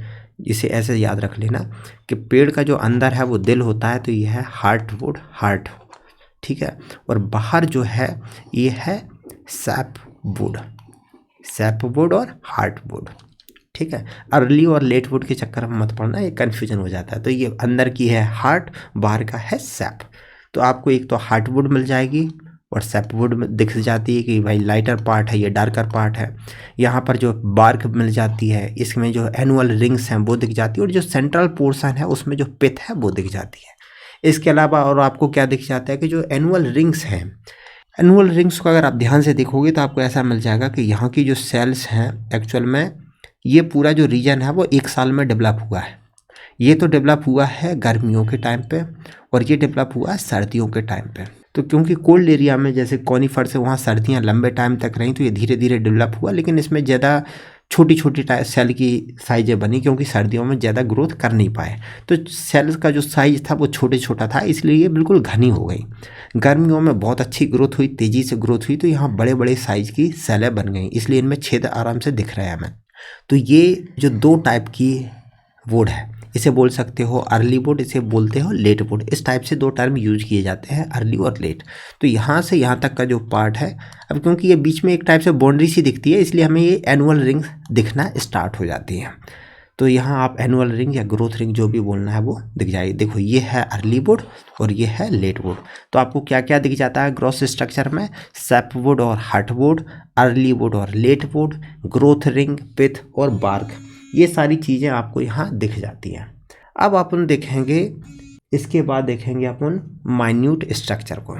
माइन्यूट स्ट्रक्चर मतलब जब आप है ना कोई इस टाइप का गिलास जो है वो लेकर के वहाँ पर बैठ गए हो और ये देखना है कि भाई ये दिख ही जाए, आपको क्या क्या दिखेगा। तो फिर आपको वहाँ पर दिख सकते हैं फाइबर्स हैं, ट्रैक्यूड्स हैं, वेसल्स हैं, एनुअल रिंग्स है, गम है, टाइलोसिस है। तो ये दुनिया भर के टर्म है, इनको देख लेते हैं कि ये है क्या। पहले देखते हैं फाइबर्स क्या है। जैसे कि ये पेड़ है वो अपना जो वेट है उसको लोड करने के लिए यहाँ रेसे होते हैं, वो रेसे को यूज करता है जिससे ये पेड़ अपने आप को वजन को जो है वो लोड ले सके। तो आपको फाइबर्स दिख जाएंगे। यहाँ पर जो बड़े बड़े जो दिख रहे थे, यहाँ पर जो होल दिख रहे थे, ये सब क्या थी? ये वेसल्स थी। यहाँ पर लाइट पतली वाली वेसल्स थी या बड़ी वाली वेसल्स थी। अगर ये कॉनिफर्स की बात कर जाए, कॉनिफर्स में ये ट्रैकिड्स का काम करते हैं और एंजियोस्पर्म में यानी कि ब्रॉड लीफ में ये वेसल्स होती हैं। तो हमें जनरली अपन को ट्रैकिड्स या वेसल्स मिल सकती है। इसके अलावा क्या मिल जाएंगे? ये जो ट्रैकिड्स वेसल्स है उसके हिसाब से कई बार हम लोग लकड़ी को डिवाइड भी कर लेते हैं। इस टाइप से कर लेते हैं, non porous wood, ring porous wood, एक यहाँ पर और आ जाएगी non porous wood, non porous wood, ring porous wood, semi ring porous wood और डिफ्यूज पोरस वुड। यहाँ पर आईएफएस में अपना काम नहीं है, लेकिन अगर आपके एग्जाम में ऑब्जेक्टिव टाइप की है तो वहाँ पर भी आता है। यहाँ पर अपने को आईएफएस में कोई सेंस बनता नहीं है इसका। मेन मुद्दा जो है उस पर क्वेश्चन आ सकते हैं वो है अपना ट्रैकिड्स, ये जो टाइलोसिस है उस पर। टाइलोसिस होता क्या है कि जो अपनी वेसल्स है, जो यहाँ पर देखा था, ये जो वेसल्स है, जो फूड जो है प्लांट के अंदर ऊपर से नीचे तक जो फूड का है, साइड में जो फूड का मूवमेंट है, तो फूड के मूवमेंट वेसल्स के थ्रू होता है, जाइलम के थ्रू वाटर का होता है। तो इसमें क्या है, वेसल्स में जो साइड की सेल्स हैं कई बार उनमें स्टोरेज जो है वो बढ़ जाता है और मेन जो वैक्यूल है, जो पाइपलाइन है, उसमें ऐसा गुम्बद जैसी फूल करके स्ट्रक्चर बन जाती है। इन्हें बोलते हैं टाइलोसिस, हनुमान जी के गधे। तो ये जो गधा है वो धीरे धीरे वैक्यूल है इसे वेसल्स जो है इसे कर देते हैं ब्लॉक। तो बाद में फाइनली ये इससे एक तो ये वेसल्स जो है वो बंद हो जाती है और दूसरा इसमें ये जो मटेरियल है इसकी डेंसिटी बढ़ा देता है टिम्बर की। तो ये वेसल्स को देख लो, इन्हीं को बोलते हैं टाइलोसिस, जो गधा शेप के होते हैं इन्हें टाइलोसिस बोलते हैं। इसके अलावा और तो ऐसा कुछ है नहीं इसमें। एक जैसे कि रेज की बात आती है कि वेस्कुलर रेज है, तो जैसे ये रेज यानी कि ये रेडियल, देखो 2 टाइप के फाइबर हैं, एक तो इस टाइप के टिम्बर के साथ जाते हैं, दूसरा इस टाइप के रेडियल, यानी कि जो टिम्बर है एक तो ऐसे लॉन्गिट्यूडनल फाइबर होंगे और दूसरा इस टाइप के रेडियल फाइबर होंगे। जो रेडियल होते हैं इन्हें बोलते हैं मेडुलरी रेज या wood rays fibre. Pith fleck जो बीच का सेंटर पार्ट है वो हो गया। इसमें और तो कुछ रहा नहीं है। अब अपना एक रहता है, इसमें कुछ और टर्म कभी कभी मिल जाते हैं आपको। वुड रेज है, ये गम डिपोजन है, ये जो अपने रिपल मार्क्स हैं वो है। सिंपल सा है कि जब अपनी वुड जो है उससे साइड से देखो तो जो रेज होते हैं, जो अपने वुड रेज हैं, ये साइड से अगर आप लकड़ी ऐसी काटोगे तो ये रेज एक अजीब टाइप से निकल आते हैं। तो उससे एक ऐसा लगता है जैसे लहर बन रही हो, जैसे पानी में पत्थर फेंकने से जो लहर बनती है वैसी। तो इसे बोलते हैं रिपल मार्क्स। इसकी हेल्प से हम लोग कई बार टिम्बर को आइडेंटिफाई कर लेते हैं। नेक्स्ट प्रॉपर्टी अपनी आती है ग्रॉस फिजिकल प्रॉपर्टी। फिजिकल में मतलब लकड़ी को देख लो, उसका कलर कैसा है, उसमें कैसी खुशबू आ रही है, चमक कैसी है, टेक्सचर कैसी है, यानी कि जो सेल साइज है उसके हिसाब से। अगर सेल बहुत छोटी है तो बिल्कुल स्मूथ टेक्सचर की होगी, सेल बड़ी बड़ी है तो ये थोड़ी मीन्स रफ टेक्सचर की लकड़ी होगी। तो यहाँ पर अपने 3 प्रॉपर्टी हो गई हैं। नेक्स्ट प्रॉपर्टी आती है अपनी mechanical property of would. Mechanical property में 4-5 हैं, सबको ध्यान से देना है क्योंकि इस पर क्वेश्चन आ चुके हैं, पहले आया अभी तो नहीं आया, पहले आ चुके हैं। जैसे एक है हार्डनेस, लकड़ी की हार्डनेस, कितनी लकड़ी हार्ड है, इलास्टिसिटी, फ्लेक्सिबिलिटी, फिजिबिलिटी, स्ट्रेंथ और ड्यूरेबिलिटी। मुझे ये चीज़ें याद नहीं होती हैं तो मैंने क्या किया, एक तरीका निकाल लिया। मान के चलो आपको लकड़ी की चेक करना है तो आपने क्या किया कि एक दीवार में ऐसा एक लकड़ी का फट्टा लगा दिया। अब आपको उस पर चैन नहीं मिला क्योंकि आपको निकालना है कि क्या निकले, तो आपने क्या किया, एक तरफ से एक कील ठोकना शुरू कर दिया उसमें। अब कील अगर आराम से चली गई यानी कि लकड़ी सादा थी, हार्ड नहीं थी, सॉफ्ट लकड़ी थी, लेकिन लकड़ी को ठोकने में बहुत ज़्यादा एनर्जी लग रही है यानी कि लकड़ी हार्ड है। तो यहाँ से आपने चेक कर लिया लकड़ी की हार्डनेस। अब चलो आपने तो काम कर लिया, लेकिन आपका जो पड़ोस बैठा है वो बोलता है यार हार्डनेस तो निकाल लिए, मैं एक काम करता हूँ, एक पत्थर लेके इससे टांग देता हूँ। ये देखते हैं कि ये पत्थर टांगने पे ये लकड़ी जो है कितनी नीचे की तरफ लफती है या नहीं लफती है। तो वो पहले एक पत्थर टांग दिया, मन नहीं भरा, लकड़ी नहीं नभी, तो उसने 2-3 पत्थर और टांग दिए। इससे क्या होगा कि ये लकड़ी है वो थोड़ी झुक जाएगी, नीचे की तरफ चली जाएगी। तो वो ये देख सकता है कि कितने वेट में ये लकड़ी झुकती है। वो यहाँ लकड़ी का ये जो पत्थर है उसका वजन तब तक बढ़ाता जाएगा जब तक ये लकड़ी टूट ना जाए। यहाँ से बिल्कुल सॉलिड कर रखा है, यहाँ से कुछ हो ही नहीं सकता, यहाँ से तब तक करेगा जब तक ये लकड़ी टूट ना जाए। तो उससे ये समझ में आ जाता है कि ये लकड़ी जो है वो कुछ इतनी इलास्टिक है, यानी कि इलास्टिसिटी यानी कि फ्लेक्सिबिलिटी का मतलब है कि जैसे ये लकड़ी जो है उसका ये प्लान है और किस प्लान तक आके कितनी डिग्री तक आने के बाद ये टूट जाती है, तब वो इलास्टिसिटी में उसकी वो फ्लेक्सिबिलिटी देख लेते हैं। अब चलो दूसरा वाला इलास्टिसिटी देख देख के इसे बिल्कुल तोड़ने वाला था, तब तक लकड़ी जो है वो बिल्कुल बीच से फट गई। ये जो लकड़ी का फटना है इसे बोलते हैं फिजिबिलिटी। किसी भी लकड़ी की जो फिजिबिलिटी है उसका डिपेंड करता है कि उसके जो फाइबर हैं, जो रेसे हैं, वो कितने स्ट्रेट है। फिजिबिलिटी का हमारे लिए उपयोग क्या है, जो लकड़ी बहुत ज़्यादा हाईली फिजाइल होगी, यानी कि उसमें अगर आपका ये लकड़ी है और अगर आपने चाकू यहाँ पर रख दिया तो चाकू इधर नहीं जाएगा, वो चाकू यहाँ पर रखा है वो बिल्कुल बीच से फाड़ के बिल्कुल लकड़ी को बराबर 2 पीस में एग्जैक्टली फाड़ देगा, वो है फिजिबिलिटी। इसका हमें बेनिफिट कहाँ है, जैसे आपने माचिस की तीलियाँ देखी होंगी, तीलियाँ जो बनाते हैं वो ऐसी लकड़ी की बनाते हैं जो बहुत हाईली फिजाइल हो, जिससे जो एक बड़ा सा जो लॉग होता है उसको जब छोटे छोटे पीस में काटा जाता है तो वो ऊपर से नीचे तक बिल्कुल सेम डायरेक्शन में कटता है, जिससे माचिस की जो तीलियाँ हैं उनकी एक सिरे से दूसरे सिरे तक जो मोटाई है वो बिल्कुल सेम रहती है। वैसे ही काम होता है जो पेंसिल बनाते हैं उसकी लकड़ी के साथ। तो ये हाईली फिजाइल वाली टिम्बर ढूंढते हैं हम लोग। अब फिजिबिलिटी चेक कर ली, इसके बाद भाई चौथा है वो नहीं माना, वो बोलता है हम फ्लेक्सिबिलिटी देख ही चुके हैं, इलास्टिसिटी देख चुके हैं, फिजिबिलिटी देख चुके हैं और हार्डनेस, तो ये अपनी 4 हो गए। एक और देखते हैं इसमें, वो है ड्यूरेबिलिटी, कि लकड़ी को पानी में डाल दिया, देखते हैं कब तक नहीं सड़ती है ये, ठीक है। एक होती है स्ट्रेंथ, स्ट्रेंथ जो है एक मशीन आती है, इसे बोलते हैं यूनिवर्सल टेस्टिंग मशीन। उसमें यही देखते हैं कि लकड़ी को रख दिया, इसकी एक लेंथ होती है पर्टिकुलर, और उस पर यहाँ पर फोर्स देते हैं कि आखिर कितने वजन पे ये बीच से टूट जाएगी। यहाँ पर साइड में कर रहे थे स्ट्रेंथ उसके बीच में, यानी कि मजबूती कितनी है, तो यहाँ स्ट्रेंथ चेक की जाती है। अब यही जो यूनिवर्सल टेस्टिंग मशीन है इसके बारे में थोड़ा बहुत पढ़ लेना, ज़्यादा इसमें कुछ आने की उम्मीद तो नहीं है, लेकिन फिर भी एक बार देख लेना, किस्मत फूटी हुई तो कुछ आ जाए। अब अगला जो टॉपिक आएगा अपना वो है लकड़ी के उपयोग। देखो हम डेली लाइफ में बहुत सारे लकड़ी के उपयोग करते हैं, हर जगह लकड़ी यूज करते हैं, तो बस इसमें वही देखेंगे, क्योंकि जंगल से 2 चीज़ें निकलती हैं, एक तो टिम्बर और दूसरा माइनर फॉरेस्ट प्रोड्यूस, तीसरा फ्यूल वुड भी है, लेकिन उसका यहाँ अपना पर्पज नहीं है। तो अपन यहाँ मेनली टिम्बर वाले को देख लेते हैं कि टिम्बर कैसी कैसी यूज करते हैं। इस पे जो आए हुए क्वेश्चन है वो सभी पुराने वाले हैं, 2010 के टाइम के क्वेश्चन है, उससे पुराने ही थे, अभी नए तो पिछले 10 साल में आए नहीं हैं, 9 साल में, लेकिन फिर भी इसे हम देख लेते हैं। जो कॉमन चीज़ें हैं उन्हीं को डिस्कस कर लेंगे, ज़्यादा चीज़ों की ज़रूरत नहीं है। जैसे पहला है एयरक्राफ्ट इंडस्ट्री। अगर आपको हवाई जहाज बनाना है, आपके पास जो एरोप्लेन होता है उसके अंदर लकड़ी लगती है, जो चेयर है उनमें लकड़ी लगती है। देखो आज के टाइम पे हम लोग बहुत सारे हल्के मटेरियल यूज कर रहे हैं, जो सिंथेटिक है, फाइबर वाले हैं, उन्हें यूज कर रहे हैं, लेकिन आज से 50 साल पहले, 60 साल पहले ये मटेरियल नहीं थे, तो उस टाइम पे हमें लकड़ी ही यूज करनी पड़ती थी।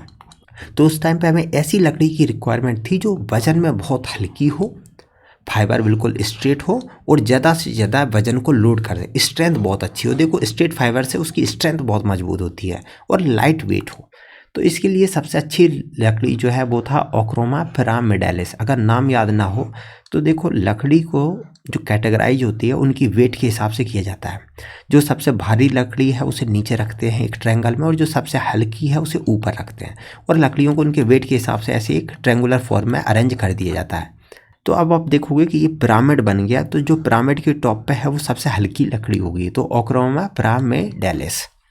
दूसरा है एग्रीकल्चर इम्प्लीमेंट में कौन कौन सी यूज़ होती है। अब देखो एग्रीकल्चर में ऐसा है, कोई टाटा कंपनी का रोल नहीं है कि नॉर्थ इंडिया वाले अगर किसी ने बोल दिया कि जालिया जाइलोकार्पा है, अब ये जालिया जाइलोकार्पा ग्रो करता है वेस्टर्न घाट में, तो यूपी वाले ऐसा थोड़ी कि ने ट्रैक्टर वो जो अपना बैलगाड़ी है वो बनानी है या हल बखर बनाना है तो वेस्टर्न घाट से लकड़ी मंगाएं, वो उनके यहाँ जो उगता है वही यूज करेंगे। तो एग्रीकल्चर टूल में आपको अगर इस पर बाई चांस जैसे क्वेश्चन पूछ लें, जैसे कि एक बार पूछा जा चुका है, तो आप ऐसा मैप बना देंगे, यहाँ पर जो स्पीसी का जो ग्रो करती हैं उन्हें बता देना कि यहाँ पर इसे यूज करते हैं, साउथ में जो ग्रो करती है उनका इधर यूज कर देना, नॉर्थ वाले हैं बबूल नीम जो भी दिमाग में आ जाए वो लिख देना। ऐसा एग्रीकल्चर वाले कुछ लकड़ी नहीं छोड़ते जो ना बची हो यूज से। एक होती है बैटरी सेपरेटर। पुराने टाइम पे जो बैटरियाँ बनाई जाती थी उनमें क्या है कि बैटरी के छोटे छोटे पीस होते हैं, तो जैसे यहाँ पर एक है पॉजिटिव वाला या नेगेटिव, यहाँ सेपरेटर की ज़रूरत पड़ती थी बैटरी में। आजकल क्या करते हैं सब कुछ प्लास्टिक का आ जाता है या सिंथेटिक जो मटेरियल है उसका होता है, पहले लकड़ी यूज करते थे। अब दिमाग ख़राब ये होता था कि यहाँ ऐसी लकड़ी चाहिए जो इसमें भरने वाले जो एसिड है उनसे रिएक्शन ना करे, यानी कि उसमें ना तो रेजिन वगैरह हो, एसिडिक चीज़ें हैं, टैनिन वगैरह ऐसी चीज़ें ना हो, जैसे यहाँ का केमिकल भी ख़राब ना हो और ये लॉन्ग ड्यूरेशन तक चले। तो उसमें जनरली हम लोग कॉनिफर्स की जो लकड़ी है जैसे एबिज पिंडोरा, देवदार, चाय, ये पाइन है, स्प्रूस है, तो इन्हें यूज करते थे बैटरी सेपरेटर में। यहाँ पर केवल हम लोग इम्पोर्टेंट ही चीज़ डिस्कस करेंगे, पूरे बकाया के आप नोट्स में देख लेना। एक है बोट और शिप बिल्डिंग।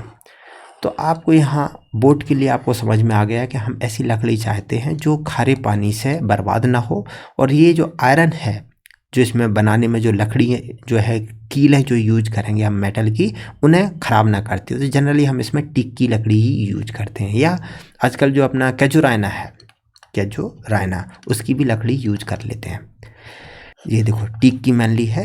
हाँ एक और है, ये है अपना ओक्रोमा पिरामिडालिस जिसे बालसा बोलते हैं। इसका हम ये जो लाइफ सेविंग टूल है इन्हें भी बनाने में यूज करते हैं। आजकल तो ये हवा वाले आ जाते हैं, पहले इस टाइप की जो स्ट्रक्चर है वो इसी की बनाई जाती थी, क्योंकि ये हल्की लकड़ी थी, तो अगर कोई डूब रहा हो तो सब वो गोला फेंक दिया जाता था, भाई इसे पकड़ के सदा रहे तब तक हम निकाल लेंगे, तो ये सिप वगैरह में इसे यूज कर लेते थे। अब आती है अपनी मैचवुड इंडस्ट्री, माचिस वाली। इसके लिए बॉसबिलिया सराटा जिसे सलाई बोलते हैं, पॉपुलर स्ट्रीमुला भी है, आप इसे याद रख लो इसे। ये इसका वही है कि ऐसी लकड़ी चाहिए आपको, चाहे वो मैचवुड हो चाहे पेंसिल हो, इस टाइप की लकड़ी चाहिए कि जो हाईली फिजाइल हो, फाइबर जो है वो बिल्कुल स्ट्रेट हो, जिससे जब इसे काटा जाए तो कोई दिक्कत ना आए। दूसरा ये जो नॉट है, गांठ है, वो बिल्कुल फ्री हो, गांठ है नहीं हो, क्योंकि गांठ है दिक्कतें देती हैं काटते समय, तो ये नॉट फ्री हो, बिल्कुल हाईली फिजाइल हो, स्ट्रेट फाइबर हो। और तीसरी बात ये बिल्कुल वाइट होगी, तो क्या है वाइट में दिक्कत आती है, थोड़ी भी गंदी होगी तो वो गंदी दिखने लगती हैं, तो यहाँ पर ट्राई करते हैं कि वो बिल्कुल वाइट ना हो के हल्की ब्राउन इस कलर की हो, तो दैट्स बेटर, एक्सीलेंट। तो इस टाइप से हम लोग यहाँ पर पेंसिल है, मैचवुड और पेंसिल के लिए यूज करते हैं। म्यूजिकल इंस्ट्रूमेंट में बहुत सारे टूल हैं, अलग अलग हैं, लेकिन अपनी जो हारमोनिया है ये टीक की लकड़ी की बनाई जाती है, बस खत्म। इसमें और जो याद रखने हो वो आप रख लेना। इसमें नेक्स्ट है अपनी स्पोर्ट्स इंडस्ट्री, ये लास्ट स्लाइड ही है, इसमें इससे ज़्यादा आगे डिटेल में नहीं देखने वाले। स्पोर्ट्स में बहुत सारे अलग अलग जो टूल हैं, अलग अलग उनके यूज हैं, आप उन्हें देख लो। जैसे हॉकी स्टिक मलबरी से बनाते, क्रिकेट बैट जो इंडस्ट्री है वो पूरी सेलेक्स बेस्ड है, जम्मू कश्मीर वाला एग्जाम्पल बताई था जो उसमें मैंग्रोव एंड कोल्ड डेजर्ट पड़ा था उसमें। रेलवे स्लीपर के लिए जनरली टीक साल वगैरह यूज करते थे, आजकल तो सीमेंट के आने लगे, लेकिन पहले के टाइम पे जब ब्रिटिश थे तो उस टाइम पे हम लोग इसे लकड़ी के बनाते थे। तो यहाँ तक आकर के अपने जो यूज ऑफ टिम्बर है वो लगभग ख़त्म हो गया है। अब देखते हैं सेल ऑफ फॉरेस्ट प्रोड्यूस, यानी कि जो टिम्बर जो अपना लकड़ी है वो लकड़ी को कैसे बेचा जाए, या बेचने का मतलब ऑक्शनिंग कैसे की जाए इसका, तो वो ऑक्शनिंग वाला जो काम है उसे आप देख लेते हैं।